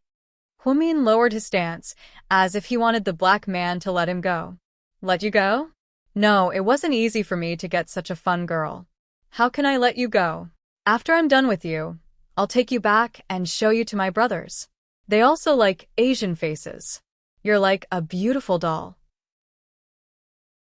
Then, the black man licked his lips as if he had already trained Humin. Don't do this to me. "I'm pregnant. I'm 3 months pregnant. I have a baby in my belly. He's very pitiful. Don't hurt us." Humin thought that as long as a person had a little conscience, they wouldn't hurt a pregnant woman. But she was wrong after hearing that she was pregnant. The black man seemed very excited. "Oh my God. I've never tried a pregnant woman before. It must be very exciting." Chapter 30:137. After hearing the black man's words, Humin's face turned cold. Some people were really heartless. She told him she was pregnant, but he didn't let her go and wanted to continue his evil deeds. "Since you have no conscience, I think I don't have to be nice to you," Humin said coldly. Looking at the angry bird under his control, the black man froze and then laughed awkwardly. "Haha, interesting. Let's see how you can escape from me. Even if you scream for help, no one will come to save you, because this is the black area, our territory. Do you understand? Ignorant woman." He thought that after saying that, the woman in front of him would be desperate, scared, and obedient to him. However, Humin smiled. This smile carried a trace of coldness in the night. "What are you smiling at? What's so funny? Don't you know what you're facing?" the black man asked Humin. "Of course I know what I'm facing. I even know what you're facing." Then, the black man felt his wrist go slightly numb. Then, he subconsciously let go of his hand. Humin took the opportunity to crawl out from under his arm and ran a few steps to the side. The black man wanted to run a few steps after him, but he found his feet were useless. What did you do to me?" The black man was angry. "I told you. Between us, you're the big idiot. You don't know what you're facing." Humin had a poisonous needle in his sleeve. He had soaked it in poisonous grass to protect himself. He didn't expect it to come in handy. At this moment, she really wanted to thank the poisonous grass on the island and her precious poisonous centipede. Before, Riley and even John were curious why the centipede didn't bite Humin. It was because Humin had the smell of herbs on him. When the centipede smelled it, it quieted down and didn't dare to move. In this world, there was no absolute powerhouse. Everything had its vanquisher. The centipede happened to be afraid of herbs, and Humin happened to know that the centipede was afraid of herbs, so he found the herb and used it to wash his face. The black man found that not only were his arms and legs numb, but there were also some scarlet spots on his arms. "What did you do to me? Just wait for your death, Black Devil." This was the first time that Humin hated black people so much. They bullied a weak woman like her. They were inhumane and deserved to die. "Do you believe that if I roar, all my friends here will surround you and eat you alive?" The black man was furious. "I only know that I won't let you have that chance. Go, baby." After Humin finished speaking, he released the little centipede. It was extremely fast. Before the black man could call for help, the centipede had already bitten the black man's ankle. Ah. There was another sharp pain, coupled with the toxicity of the poison from before. The black man lay on the ground, his body twitching nonstop. "You reap what you sow." Humin glanced at him coldly and turned to leave. She knew that this man would die. Other than Matthew, this was the second person to die in her hands. If it were before, she would feel guilty and uncomfortable. After all, as a doctor, her job was to save people. How could she live with herself when she killed someone? But now, things were different. Humin only had one thought in her heart. Whoever stood in her way, she would kill them. No matter who they were. Inside a hotel suite in a Middle Eastern country. "Mr. Ian, when we monitored Miss Huasiqian's phone, we found that she had escaped from Huasiqian's control. She said that she was in Australia." "Oh." Ian raised his eyebrows slightly, seemingly surprised. Chapter 30:138. Did the woman escape? Ian asked. "I think so. Huasiqian is still nowhere to be seen?" "Yeah, Huasiqian didn't show up." "Haha, this is interesting. But sir, as long as we catch that woman, she'll definitely know where Huasiqian is." "Yes, so what are you waiting for? Hurry up and do a data analysis to find out where she was when she called." "Yes, sir, I'll do it right away." Yes, Humin's phone was bugged. Ian was a very powerful enemy. He was able to determine Humin's exact location based on the tracking data. This was definitely a very dangerous thing to do. Inside the small motel, Humin lay on the bed, tossing and turning, unable to fall asleep. The thought of going home made her inexplicably excited, but it seemed like it would be very difficult for her to go back. When she first left the island, she wondered why she didn't use Riley's phone to call Chin Chu for help. The answer was that she didn't trust those people at all. Why would they save Mr. Chin's phone number in their numbers? With Huasiqian's style, he must have done something to those people's phones. If that happened, wouldn't she and Mr. Chin be in danger? And just now, when she heard Qin Ning's voice, she was ecstatic. But when Ning Ning asked for the exact address, Humin hesitated. It wasn't that she didn't trust Qin Ning, but she didn't trust those people. South Hill Manor's landline was probably bugged a long time ago. Only Mr. Chin's phone had an anti-bugging function, so if she wanted to call him, she would have to call Chin Chu directly next time. Thinking of Mr. Chin, Humin's eyes softened. She put her hand on her belly again. "Baby, Daddy is coming to pick us up. Be good, follow Mommy, and listen to Mommy." Plus, Humin felt that if Chin Chu turned on his phone, he would definitely hear Qin Ning's message. Then, he would definitely come looking for him. With that thought in mind, Humin eventually fell into a deep sleep. At around 2 in the morning, the sound of footsteps woke her up from her light sleep. She got up quietly. Humin didn't dare to take off his clothes in case something unexpected happened. So she immediately got up and hid behind the door. After a while, she heard the sound of someone going up the stairs. "Ma, are you inside?" "Who is it?" Humin asked cautiously. "I'm the waiter downstairs. A group of people are looking for a Chinese girl with the surname Hua. They said that her family is here to pick her up." "Family?" Humin was slightly startled. "Yes, their cars are very nice. Your family seems to be very rich." Humin looked at the window of the guest room. This was the 3rd floor. She couldn't escape by jumping down. She was also pregnant. So, she had to bite the bullet and go out to see who they were. Finally, Huamin hid the poisonous needles and centipedes. She carefully opened the door and walked downstairs.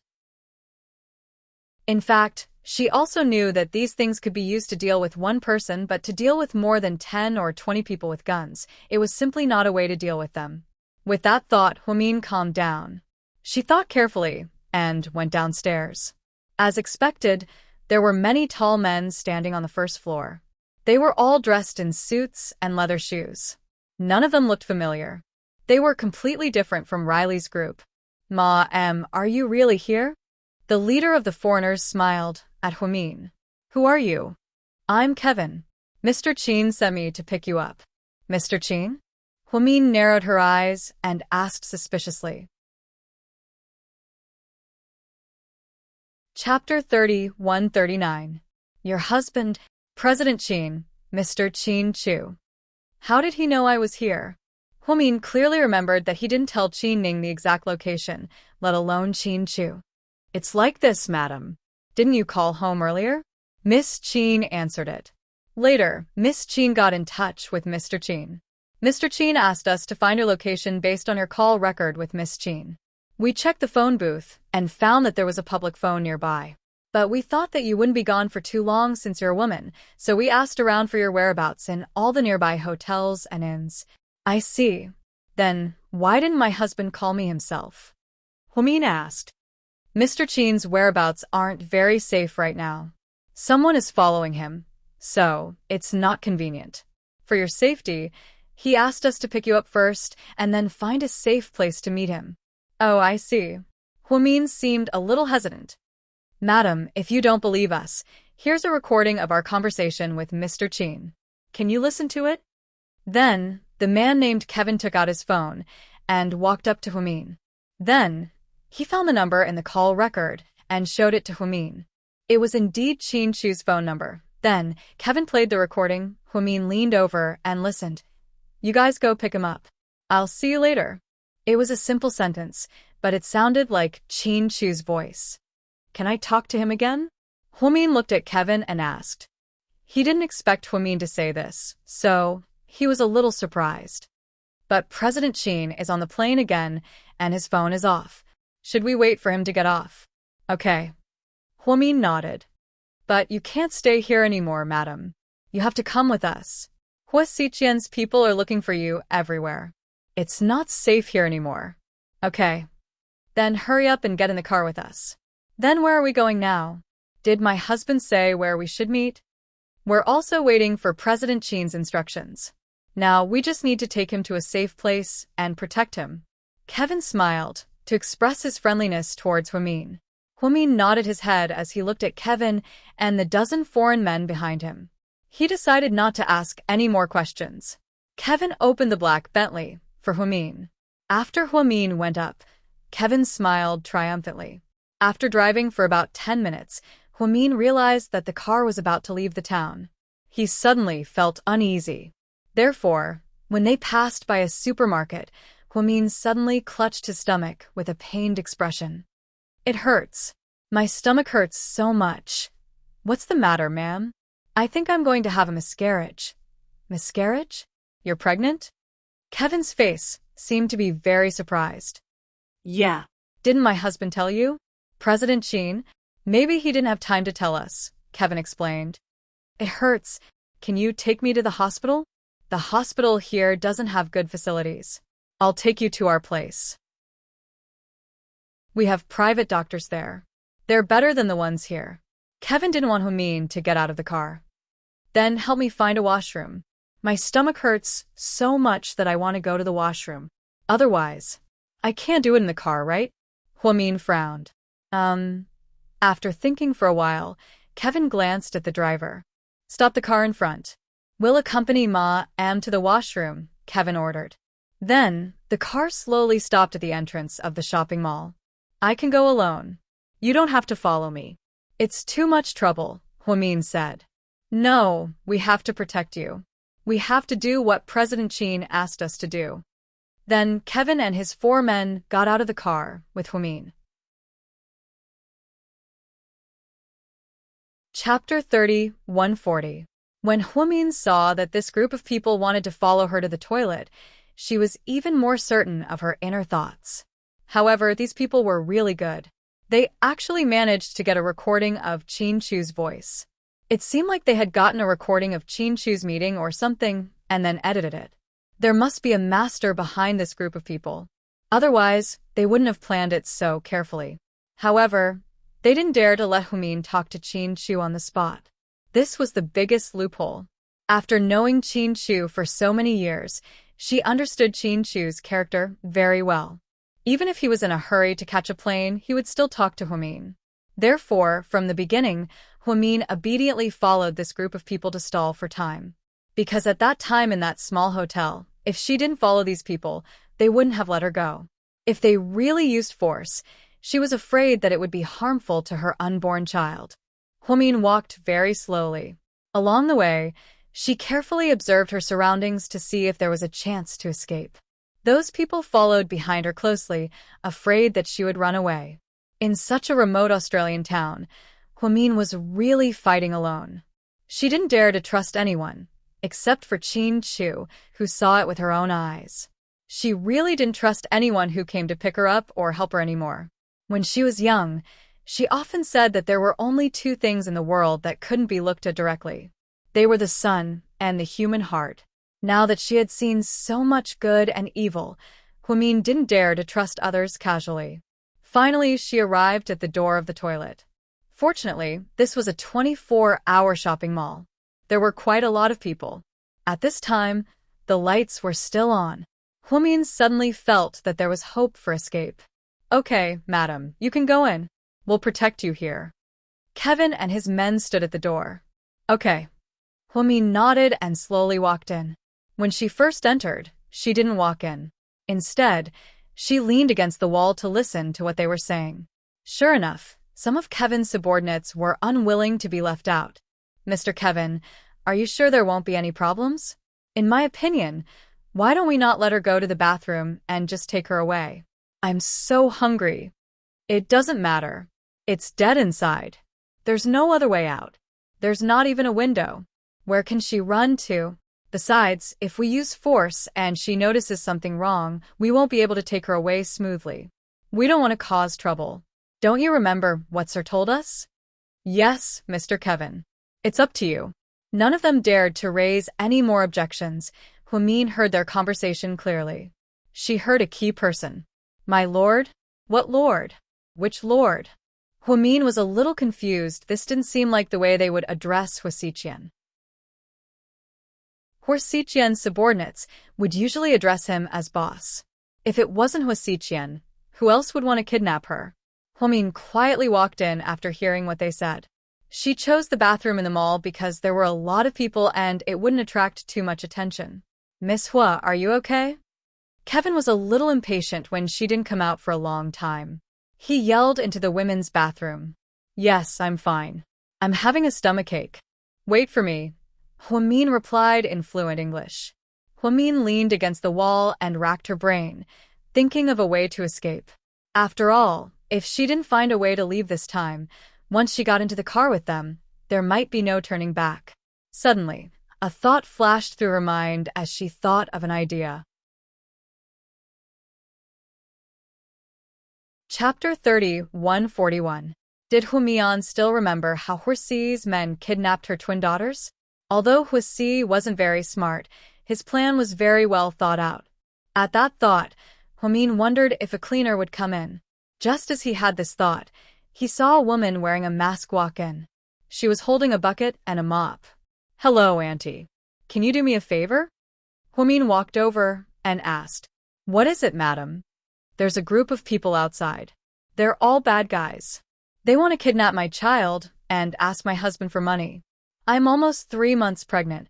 I have to leave this place now and get rid of them. So, can you lend me your clothes and things to wear? But this is my job. I can't explain myself." The woman didn't seem very willing. Humin took out a few large dollar bills from his bag and handed them over. "Please, can you help me? I'm a pregnant woman. I don't want my children and I to be kidnapped by bad guys." The woman's eyes lit up when she saw the dollars. Everyone knew that US dollars were the currency of many big countries. Even if you couldn't spend it, you could exchange it at the bank. A few hundred US dollars was equivalent to a few thousand yuan. In the end, the woman couldn't resist the temptation of money. She nodded and agreed to exchange her clothes with Humin. 2 minutes later, the cleaner walked out of the toilet with dirty hair and a dirty face. There were water stains on her body. She was holding a bucket and a mop. She didn't walk very fast. When she walked out, Kevin and his men instinctively took a few steps back and distanced themselves from her. They had a look of disdain on their faces. After all, she was a toilet cleaner and wasn't respected by others. However, this was the effect Humin wanted. Back then, Huasi's men took advantage of this and secretly kidnapped the twins from the toilet. Therefore, at this moment, Humin really wanted to thank Huasiqian. At this time, he used this method to successfully leave the mall. When he walked out of the mall, Humin left from the back door. He didn't want to attract the attention of the people at the front door. Humin left about 5 minutes later. Kevin looked at his watch impatiently. After all, with Ian's identity as a terrorist, he had to be very careful in various countries. Are you done yet? It's been a long time. Kevin asked loudly again. This time, there was no response. Mrs. Chin, are you done? Can you answer me? Kevin asked again. Mr. Kevin, something doesn't seem right. One of his men frowned. You go in and take a look. Search them one by one. If you see anyone, bring them out. Kevin was already impatient, so he didn't plan to be polite to Humin. However, when they entered, nothing was found. The man searched the entire female toilet and only found a cleaner who was curled up in the toilet storage room. She was wearing Humin's clothes, but she had another face. Hence, Kevin's subordinates grabbed the female lead and dragged her in front of Kevin. Mr. Kevin, the woman disappeared. We only found this woman. Where is she? Kevin choked the woman's neck. I don't know. I don't know anything. The woman shook her head in fear. Then why are you wearing her clothes? Kevin asked fiercely. That's because she said that bad guys wanted to catch her. She's pregnant, so she changed clothes with me. Oh no. Boss, the cleaner, who went out just now, was Miss Hua. What should we do now? The group of people panicked. They didn't expect the person they had captured to escape. If Mr. Ian knew, he would chop off their heads. Chapter 30, 142. Now you're asking me what to do? Why aren't you chasing after her? A bunch of idiots. When Kevin learned that Humin had run away, he was so angry that he almost shot her. If he didn't do what Mr. Ian told him to do, he would be in deep trouble. At this time, he really regretted that he didn't tie this Chinese woman up directly at the small hotel and stuff her into the car. Now, there were more problems. He never thought that such a young and quiet woman would be so quick-witted. He still remembered that before he left, Lord Ian had told him not to be too rough when capturing people. He had to be gentle and try his best to coax them. It seemed that this woman was a very important person to Master Ian. After careful consideration, Kevin decided not to use force on Humian. However, he didn't expect her to escape by slipping away halfway through. At Kevin's command, his men all ran out. In a small town like this, where there were not many Asians, there were not many of them. It was very easy to find a woman after Humin left the mall. She kept going to crowded places. However, it was very difficult to find a crowded place in the wee hours of the morning. Foreigners had different habits and didn't have busy night markets. She dodged left and right. She learned her lesson from being followed by a black man, so she didn't dare to take the small roads or the main roads. She could only take one step at a time. Fortunately, he was lucky enough to run into a night bus that was arranged for employees working overtime in some companies. Just like that, she got on a bus. Since she didn't have any local currency, she used a large US dollar bill. The Australian driver was so shocked that his jaw almost dropped. He was about to argue with her when a kind foreign beauty helped Humin put in the US dollar. Are you a tourist? She asked. Yes, I'm new here. I don't know much. Thank you. Humin lowered her head and thanked the beauty. It's okay. Don't worry. Everything will be fine. God bless you, girl. Okay. Huamin could tell that the beauty was a Christian. That was why she said God. However, she was indeed kind, so Huamin was sincerely grateful. In return, he put a large amount of US dollars in the beauty's hand. But the little beauty refused to accept it no matter what he said. At this time, the bus started to move slowly. Huamin looked very inconspicuous in the crowd of tall Australians. From the early hours of the previous day until now, the sky was almost bright, but they still hadn't left this small town. Was this a blessing or a curse? She didn't even know where the car was going. By the time Kevin's men came out, the bus was already far away. They searched the area several times, but they couldn't find any trace of Huamin. Kevin clenched his fists in anger. All of you, continue to search for her. You must find her, otherwise, we will all be killed by the Lord. Yes. Then, Kevin's subordinates dispersed again. On the other side, inside a motel. How is it? Did you find anything? Riley asked. I found out that Miss Hua accidentally entered a small motel in the ghetto and killed a black man who tried to harm her. Where are they now? Still in a small hotel? No, he was taken away. Who took him away? I'm not sure who they are. Oh no, you guys go and find a way to stop them. We can't let Miss Hua leave Tasmania because our boss is waking up. Boss, the boss is awake, but there's no one on the island. He's still chained up. Shouldn't we send someone to check on him? John, come here. Riley waved at John.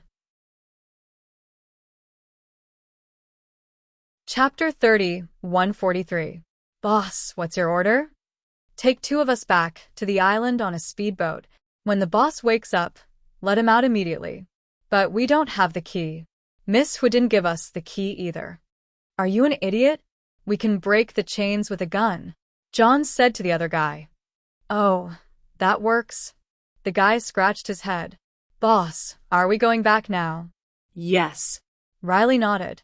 How can we be sure if the boss is himself or his second personality? If it's his second personality, will he kill us? John was one of the smarter ones and thought more about it. It's impossible. I've given the boss medicine and he'll wake up for sure. There's no possibility of him having a second personality. Okay, let's go now. Yeah, the boss will probably leave the island with you guys to catch Miss Hua. Okay.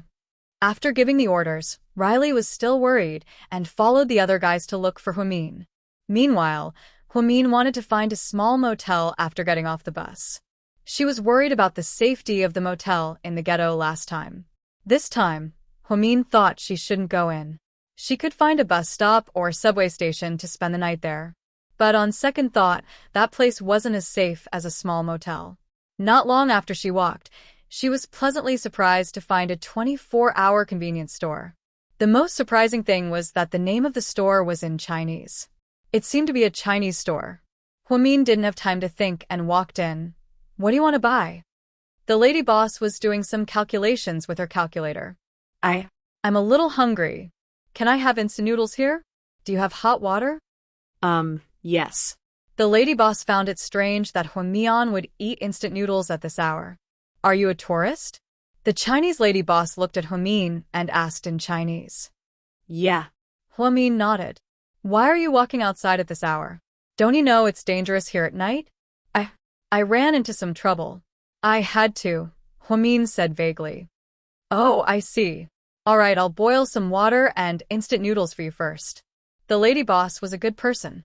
Seeing the pitiful look on the little girl's face, she immediately felt pity for her. Big sister, I found a foreign boyfriend, but he's a pervert.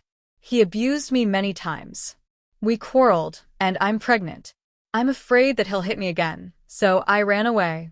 I think he and his friends are looking for me everywhere, so can you help me? Huamin did not care anymore. He decided to give it a try. After all, not everyone was a bad person, right? Moreover, he was a Chinese. He should have pity for her. After all, they were from the same ancestor. As expected, after hearing what Huamin said, the lady boss was very surprised. You aren't a tourist? I'm not. I came to this place with my boyfriend, but he's different from before. If he doesn't agree with me, he'll hit me. I regret it now. I really want to go home. Huamin said with tears in his eyes. Io, don't cry. Miss, come in first. Big sister, can you turn off the lights and close the shop first? I'm afraid that they'll find you later, and you'll be in trouble. Please, I'll compensate you if you suffer any losses. Huamin looked out the window nervously, afraid that someone would follow them in. That's not a problem. I'll close the shop now. You don't have to compensate me. The big sister seemed to believe Huamin completely. She immediately turned off the lights and locked the door. Huamin was relieved. Come in with me, okay? Everyone looked at the girl's pitiful look and couldn't bear to see her like this. You just said that you're pregnant? The big sister looked at Huamin suspiciously. Chapter 31:44. If you don't believe me, you can give me a pregnancy test right now. I can show you the results, Huamin explained. No, miss, that's not what I meant. You might have misunderstood. What I meant was that if you were really pregnant, your boyfriend would be a scumbag if he hit you. I think so too. Huamin nodded. Come, sit down and rest. Don't tire yourself out. Thank you, big sister. You're welcome. We're all Chinese, so of course I'll help you. How far along are you? Almost 3 months. Whoa, I couldn't tell that you're so skinny. A lot of things have happened recently, and I'm not in a good mood, Huamin said slowly. Pregnant women can't eat instant noodles. It's junk food, and it's not nutritious. Wait here, I'll make you something to eat. No, big sister, I'm grateful that you took me in. I don't want to trouble you. I'll just eat instant noodles. Huamin really didn't want to trouble this big sister. She seemed like a nice person and she didn't want to drag her down. She didn't tell her the truth because she had some concerns. First, she was worried that big sister might betray her. Second, she was worried that the more big sister knew, the more trouble she would cause in the future. Therefore, Huamin made up the story of her foreign boyfriend beating her up just to cover it up. It's no trouble, it's okay. I'm a good cook, and it's more than enough to make you a bowl of hot vegetable noodle soup. Wait here. The big sister was a nice person, so Huamin couldn't stop her. She went into the kitchen. Anyway, Huamin sat in the small room and looked around the small convenience store. It wasn't big at all. The big sister sold a lot of things that Chinese people like to eat. There were even some pickled vegetables, fermented bean curd, chili sauce, and other specialties. It was really heartwarming to see things from China in a foreign country. Soon, the big sister came out with hot noodle soup and placed it on the small table beside Huamin. Sister, eat it while it's hot. Don't starve the baby in your belly. Really, big sister, I don't know how to thank you. Don't be so courteous. Come, eat more. I'll bring you some pickled vegetables. As she spoke, she got up and went to the shelf of the supermarket to find a bag of pickled mustard for Huamin. To be able to eat a bowl of piping hot noodles in the middle of the night was truly a blessing. Miss, it's not that I want to nag at you. There's a phenomenon in China that's really bad. Many domestic girls like to worship foreigners and fawn over them. They think that foreigners who know how to chant scriptures are so rich, as if they're superior to foreigners. But the truth isn't that simple. Many domestic girls are hot-headed and marry foreigners. Not only do they not speak the same language, but the cultural differences between the two sides are huge. After a long time, their relationship will definitely not last. In the end, their families will be ruined. I've been in Australia for many years, and I've seen a lot of such things. I really don't agree with some young girls who find foreign husbands just to worship. It's not that good abroad, and it's not necessarily paradise. Big sister, I understand what you mean. Huamin nodded guiltily. Looking at you like this, even I feel sorry for you. My shop hired a girl who came from China to work. She wanted to earn some money so she could go home and get married, but she didn't want to. I don't know where she found a black man, but when they came back to China, they were detained at the airport. A large amount of heroin was found in the suitcase. She was dumbfounded. Even after being sold, she still helped others count the money. Tell me, isn't this a tragedy? You young girls. Sigh, I don't know what to say. Girl, you're quite young. What do you do for a living? The big sister asked casually. Huamin hesitated. Chapter 30, 145. I'm an intern doctor, actually. Huh? Doctor? You're a medical student. MHM. Huamin nodded. That's amazing. Let me tell you, we need Chinese doctors like you overseas who can open their own private clinics because it's really hard to get a number here. It's different from our country. Look at you. Why do you have to suffer? Why don't you abort the child and break up with your boyfriend? I'll introduce you to someone else. Let me tell you, I have a friend whose son is really outstanding. He works in Sydney as a financial planner and earns tens of thousands a month. He has a car and a house, and he's already an Australian citizen. Do you know what's so good about this place? It's because there are so few people in Australia that the government encourages people to have more children. The more children you have, the more subsidies you get. Isn't that great? Huamin suddenly didn't know what to say. What do you think of my suggestion, girl? Big sis, I appreciate your kindness, but I can't abort the child. It's my child after all. I'm not that heartless. That's easy. Why don't your husband come down, and I'll find someone to adopt the child for you. Otherwise, you won't be able to find a good man to marry. I don't want to find one. I've never thought about it. What are you talking about? You're still young. I'm not young anymore. I'm 27, almost 30, Huamin corrected her. You're still young, silly girl. You should make plans for yourself while you're still young. Huamin suddenly felt uncomfortable lying. No wonder people always said that people shouldn't lie so easily. One lie had to be covered up with 100 lies. She really wanted to tell her sister the truth. Not only was she old, but she also had 2 cute daughters. But then, she thought about it and decided to continue chatting with her sister. It wasn't true, anyway. Young lady, listen to me. You're right. Big sis, how did you come to Australia? From your accent, you sound like you're from Shandong. Yeah, how did you know? Her sister was surprised, because I've been there before. The people there are very simple and warm. Yes, my hometown is Yanggu in Shandong province, the hometown of martial arts. Have you heard of it? Yes, it's a very famous place. Huamin nodded. Me, I've been here for 7 or 8 years. At first, my daughter came here because she was gambling. Then, she settled down here and found a Chinese husband. Later, she gave birth to a child and had no one to take care of it, so I came here to help. Later, when the child went to school, I had nothing to do, so my daughter opened a small shop for me to pass the time. Is your husband here too? Huamin asked. My husband died 15 years ago in a car accident. Oh, I'm sorry, big sister. I didn't mean it. It's fine. Let's talk about you. If you're willing, I'll tell my old friend that both mother and son are in Sydney tomorrow. What do you think? Ahem. Big sis, I'm done eating. I'm going to wash the dishes.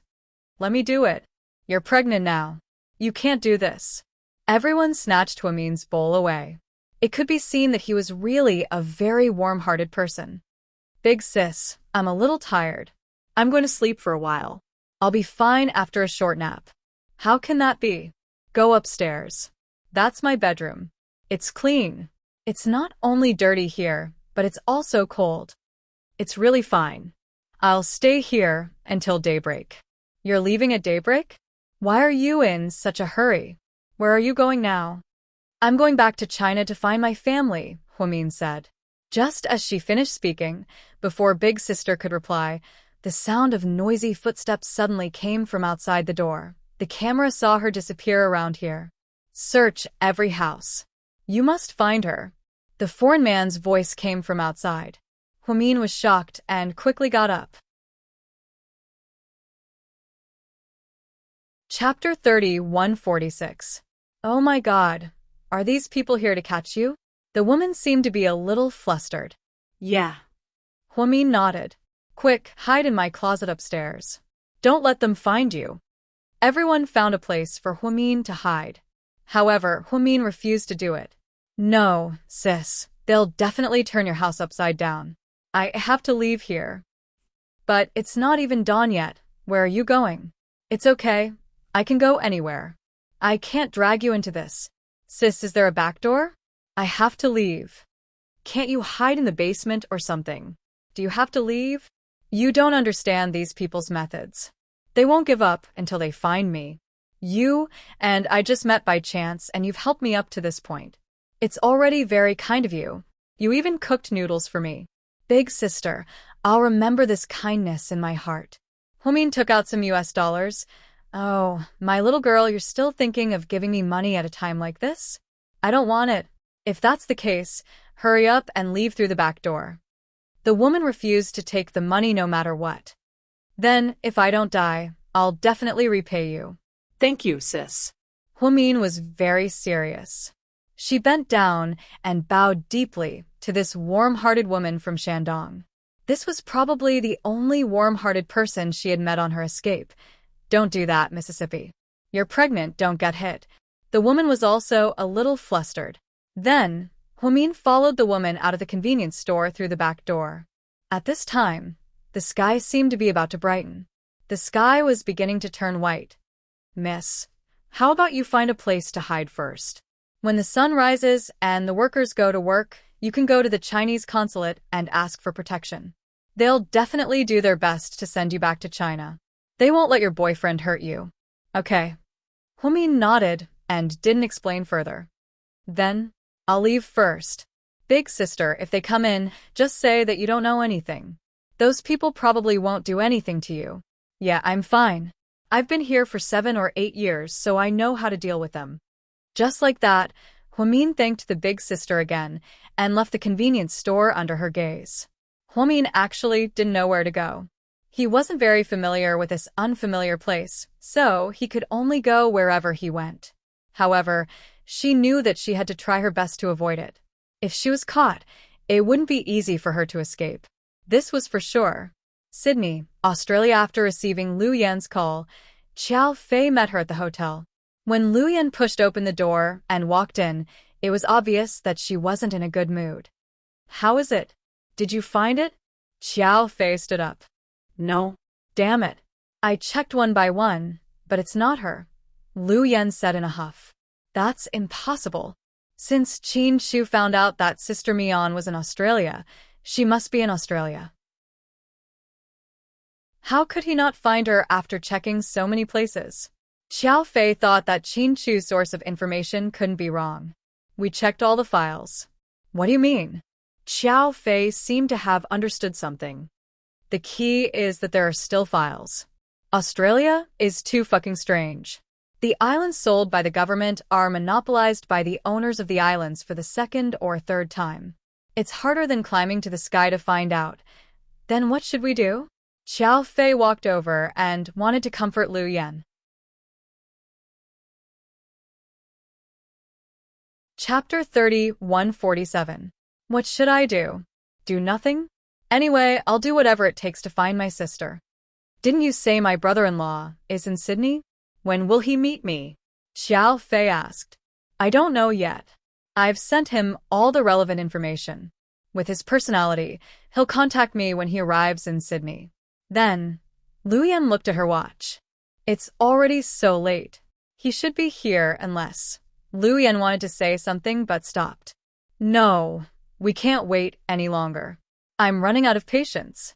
I have to go to Smith's house. I think this old psycho is hiding something. I'll go with you. Xiao Fei stood up. Aren't you afraid of being traumatized? Lu Yan teased Xiao Fei with a smile. He's the one who's traumatized, Xiao Fei said calmly. Huh? Where's Amy? Lu Yan looked around but didn't see her female subordinate inside or outside the room. I sent her away, Xiao Fei said. Why did you send her away? I'm here to protect you, you idiot, Lu Yan said. I don't need a burden. Thank you, Xiao Fei explained and walked out of the room. Lu Yan shook her head helplessly at his aloofness. Just like that, Lu Yan didn't see Qin Shu. Feeling impatient, she went to Smith's house with Xiao Fei again. He wanted to interrogate Smith about the whereabouts of the secret island by torturing him. South Hill Manor. There was a 2-hour time difference between China and Australia, so it was around 4 a.m. in Australia. In China, it was around 2 a.m., the darkness before dawn.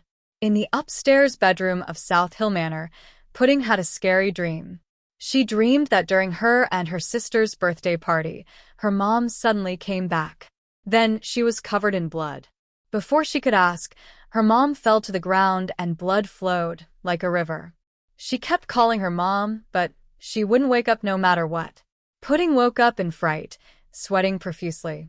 Then he started to pant heavily. "Mommy, don't." Little Beans suddenly woke up from her sleep. Pudding hugged her sister instinctively. "Little Bean, wake up." "Sis, I'm scared. I'm so scared." Little Bean choked. "What's wrong? Did you have a nightmare?" Pudding asked softly. "Yeah, I dreamt that Mommy fell off the cliff again and was washed away by the sea." "I miss Mommy," Little Bean said as she cried. Coincidentally, Pudding also had a bad dream. It seemed that Pudding and his sister's hearts were really connected. "Don't cry, silly. I heard that dreams are reversed. If you have such a dream, it means that Mommy will be back soon." "Really?" "Sis, don't lie to me." Little Bean stopped crying and hugged her sister even tighter. "Yes, I'm not lying to you, really. I hope Mommy will come back soon. I really, really miss her. Sis, when Mommy comes back, the two of us have to listen to her and not make her angry, okay?" "Okay, I'll be a good boy and won't make Mommy angry again." Pudding nodded sadly. Tasmaniahua means stumbled all the way to an abandoned overpass. She found that walking on the overpass was too eye-catching. There weren't many people on the road, and if she continued walking, she would be caught soon. As soon as she reached the overpass, before she could catch her breath, a figure suddenly pounced on her from behind and grabbed her tightly. She was so shocked that she was about to scream when she smelled the scent that she hadn't felt for a long time coming from her neck. At this moment, it was as if her heart was about to stop. Chapter 30, 148. Mion, I'm here to take you home. Chinshu's voice was very soft, as if he was afraid that he would scare Huimin if he spoke louder. The moment she heard Chinshu's voice, Huimin, who had been holding on for the past few days, finally burst into tears. She turned around abruptly and wrapped her arms tightly around Chinshu's neck. She was so scared that if she let go of him, he would still be there. Huimin leaned against Chinshu's chest and cried quietly. Although it wasn't heart-wrenching or earth-shattering, Chinshu knew that she must have suffered a lot these days. "Don't cry. Good girl, my heart will break." Chinshu carefully reached out his hand and wiped Huimin's tears. "Honey, I'm fine, so is the baby." After crying, Huimin was afraid that Chinshu would be worried, so she immediately reported her condition. I know. Chinshu held Huimin's face in his hands and gently kissed her forehead, cheeks, and the tip of her nose. Finally, his lips landed on her slightly cold and fatally seductive lips. This kiss felt as if it had been a lifetime ago. Huimin felt like she hadn't seen Chinshu for a few lifetimes. Her emotions were extremely complicated. Surprise, shock, excitement, relief, and grievance, in short. Everything was contained in her tears. "It's too cold here. Let's go. Let's get in the car first." After speaking, without waiting for Huimin to speak, Chinshu directly carried Huimin horizontally and walked out from under the overpass, stepping on the muddy road. "Sir, your injury?" The subordinate who followed them was also worried that Chinshu's injury would be torn if he carried the madam like this, since he had just undergone surgery. However, before he could speak, Chinshu's cold gaze scared him into swallowing his words. Before he came here, he had already told them not to tell Huimin about the surgery. Everything would be decided by Huimin. He did not want Huimin to worry about his health. "Hubby, what's wrong with you?" Seeing his subordinate's hesitant look, he asked. Chinshu smiled gently. Then, he couldn't help but lower his head again and kiss Huimin's lips. "It's okay. I didn't sleep much because I was rushing to catch the plane. They were afraid that I would fall asleep while holding you and throw you on the ground." Huimin, Mr. Chin's joke wasn't funny at all. Along the way, Huimin was like a koala bear, clinging tightly to Chinshu's chest and refusing to come down. "Hubby, am I heavy?" "Yes, it's not light." "Huh. That's because your second child took up a portion of your weight." Yes, the baby said that he wasn't going to take the blame for mommy. He wasn't born yet, Chin Chu said in all seriousness. Haha. Hubby, can you not be so funny? Are you trying to make me laugh to death? So that you can take over my silver account in King of Glory? Chin Chu. Just like that, in order to ease the tense atmosphere, Chin Chu kept teasing Humin. Chin Chu didn't want to cry at their reunion after such a long separation. The problem was his beloved wife was pregnant. Crying too much was not good for both the child and the mother. Therefore, Mr. Chin was going all out. He had always been a serious person, but now he was acting funny like Tang Chuan and Suyu. Chin Chu carried Humin into the back seat of the black Mercedes-Benz Spider. Sir, what should we do with the people who tried to kill Madam? One of Chin Chu's subordinates stood at the car door and asked carefully. Chin Chu raised his right hand and made a kacha gesture. His subordinates immediately understood. Hubby, how did you know I was here? How did you find me? Humin was amazed. She rested her head on Chin Chu's shoulder and asked coquettishly. Chin Chu knew that she was in Tasmania and that she was hiding under an overpass. Did he use a satellite to locate her? That was way too accurate. Chapter 30, 149. Because we have telepathy. I don't believe you. Hurry up and tell me. I really want to know. At this moment, Humin didn't care about Dr. Hu's image or the halo of a genius girl. She just wanted to cuddle up in Mr. Chin's arms and act like a spoiled child. Ningning called me and told me that you called home. I looked at the number on the caller ID and found that you were in Tasmania. So you came here directly? Yeah. I was going to Sydney, but after I found your location, I flew here directly. But Tasmania is big, okay? How did you find me so quickly? Humin still couldn't believe it. I first went to the small hotel where you made the first call, but I found that you weren't there. I also knew that there were 2 groups of people after you. So I was even more anxious, so I asked a special friend to help me. A special friend? Humin was even more confused. Barton, come here. Chin Chu whistled. A tall black military dog immediately ran over to Chin Chu's car. It stuck out its tongue and looked extremely beautiful. Military dog? Yeah. I asked a friend to get it. It was flown in from Sydney. I heard it's very good. It can find the owner of your old stuff just by smelling it. So, what did you take from me and let the military dog smell it? Humin was even more curious. Chin Chu carefully took out a piece of clothing from his handbag and showed it to Humin. Seeing the clothing, Humin was so touched that she almost cried again. This was her work uniform at Southside. It was a white lab coat and was her favorite. She hadn't had time to wash it yet, so not only did it have her scent on it, but it also had the smell of formalin disinfectant. Oh my God, you're amazing. Humin was impressed by her husband's meticulous thinking. At a time like this, he was especially thoughtful. By the way, hubby Huasiqian is still on that island.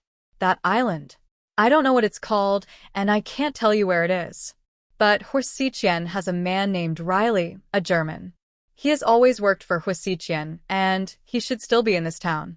If you catch him, you will know where Huasiqian is hiding. Yes, I know. I've already sent someone to do it. Also, Huasiqian's second personality came out. That's why I had a chance.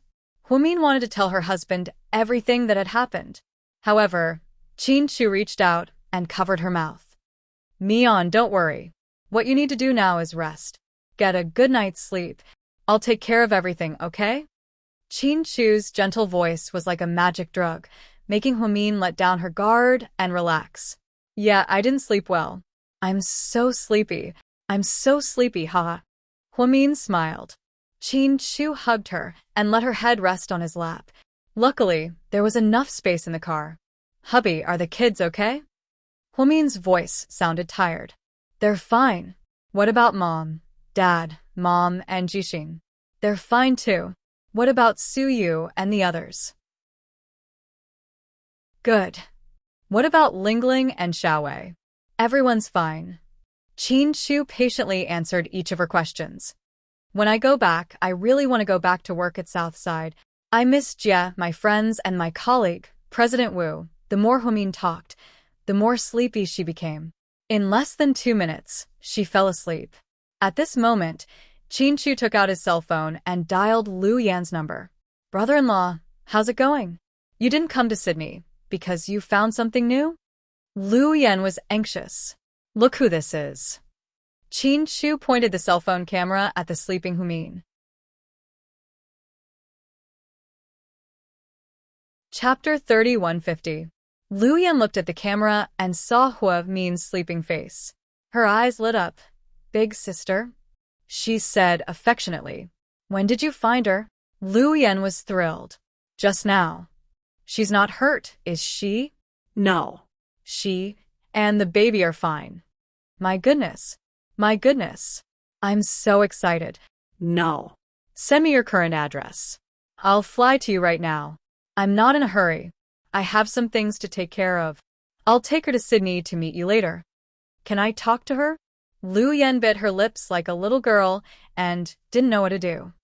She must be tired from hiding and just fell asleep, Qin Chu explained. At this moment, Qiao Fei walked over and placed his hand on Lu Yan's shoulder. Yan, Sister Mian must be exhausted. Let her rest. Didn't our brother-in-law say he'd take her to Sydney? But I can't wait. Lu Yan was slightly disappointed. I promise you that I'll be there soon. I won't call the professor because I don't think the signal source in Tasmania is that safe. I'm afraid that it will be monitored or tracked and bring him trouble. So, tell him that your sister has been found and tell him not to worry. Okay. I'll contact my dad. Lu Yan nodded. That's all. See you later. Okay. Lu Yan hung up reluctantly. Then, she turned around excitedly and threw her arms around Qiao Fei's neck. Wow. Psycho Qiao, you found my sister. She's fine. She and the baby are fine. I know. I heard everything. Qiao Fei smiled helplessly. This girl was like a bandit when she was domineering, but she was like a child when she was coquettish. It was a big contrast. But Qiao Fei liked the real Lu Yan. She said whatever was on her mind and never schemed against others. My sister will come to Sydney soon. What do you think I should wear when I see her? By the way, what should I take her to eat? Chinese food or Western food? Should we go to the Sydney Opera House to take photos? My sister has never been to Australia. And should I give her a koala bear as a souvenir? Tell me, is a koala better or a kangaroo better? When the time comes, I can send them back to China with my private jet. My 2 little nieces will also like it very much, right? Qiao Fei, what's with that look on your face? Can you give me some ideas? Lu Yan was excited that her sister had returned safely. Qiao Fei felt that he couldn't get a word in. My beloved Miss Lu Yan, can you stop imagining things? It's good that my sister is fine. The 4 of us can eat and drink tea together. We're already very happy. Don't be so sensational with your kangaroos and koalas. It's so eye-catching. What if the Australian government comes to find trouble with us? You think I'm afraid of those bureaucrats? What a joke. Do you believe that I can blow them up with a bomb? Lu Yan said domineeringly. The subordinates behind him all laughed. Who did he want to blow up at the slightest provocation? Other people might think that Lu Yan was bragging. But for Lu Yan, she could make a simple bomb in less than 30 seconds. Her own headquarters had countless bombs of different sizes. Her firepower was so strong that even Ian forgot to stop.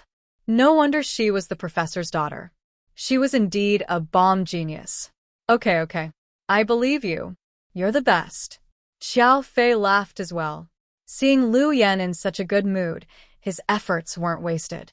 Psycho Qiao, you played a big part in seducing Schmidt. Tell me, what do you want as a reward? Lu Yan suddenly thought of this joke. Chapter 3151. Can you give me any reward I want? Of course. As long as it's within my power, I'll give you money, beautiful women, luxury cars, weapons, and even bombs. Lu Yan was in a good mood after rescuing Humian, so she promised generously. I'm sure it's within your power, but I'm afraid you won't give it to me. Bullshit. I've always been an indomitable spirit. How can I go back on my words? Who do you think I am? Lu Yan was furious. If you say so, then I'll take it. Xiao Fei rubbed the tip of his nose and rolled his eyes. Tell me about it. Lu Yan waved her hand in a forthright manner. At this moment, Lu Yan's subordinates began to whisper among themselves. Hey, what do you think young Master Qiao wants? Could it be some kind of powerful weapon? I don't think so. Young Master Qiao isn't interested in weapons. Then he can't give you US dollars. The Qiao family is rich, and young Master Qiao doesn't care about money. Do you think he'll take away our boss's private jet? Or the limited edition Bugatti Veyron that boss won when he was racing in Florida? No way, I didn't know that young Master Qiao liked cars. Young Master Qiao is a shrewd person. We can't easily see through what he's thinking.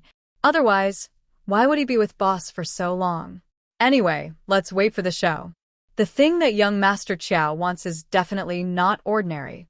Psycho Qiao, tell me, do you want me to die from anxiety? Lu Yan was impatient. Give me a baby, Xiao Fei said solemnly after 5 seconds of silence. Lu Yan. Fuck. The people behind Lu Yan burst into laughter, except for her female subordinate, Amy. Lu Yan was at a loss for words. You're the leader of a mercenary group. You won't go back on your words, right? Xiao Fei began to write a note to Lu Yan. It's okay if you go back on your words. I don't expect you to keep your word anyway, Xiao Fei said deliberately. Damn you. When have I, Lu Yan, ever gone back on my words? So? When are you going to give birth to my child? Xiao Fei asked calmly. After all, Lu Yan was a girl. No matter how tough she was, she would still feel shy when it came to the intimacy between men and women. Therefore, her cheeks turned crimson. Wow, look, our boss is blushing. That's for sure. Boss is interested in young Master Qiao as well. The two of them often argue with each other.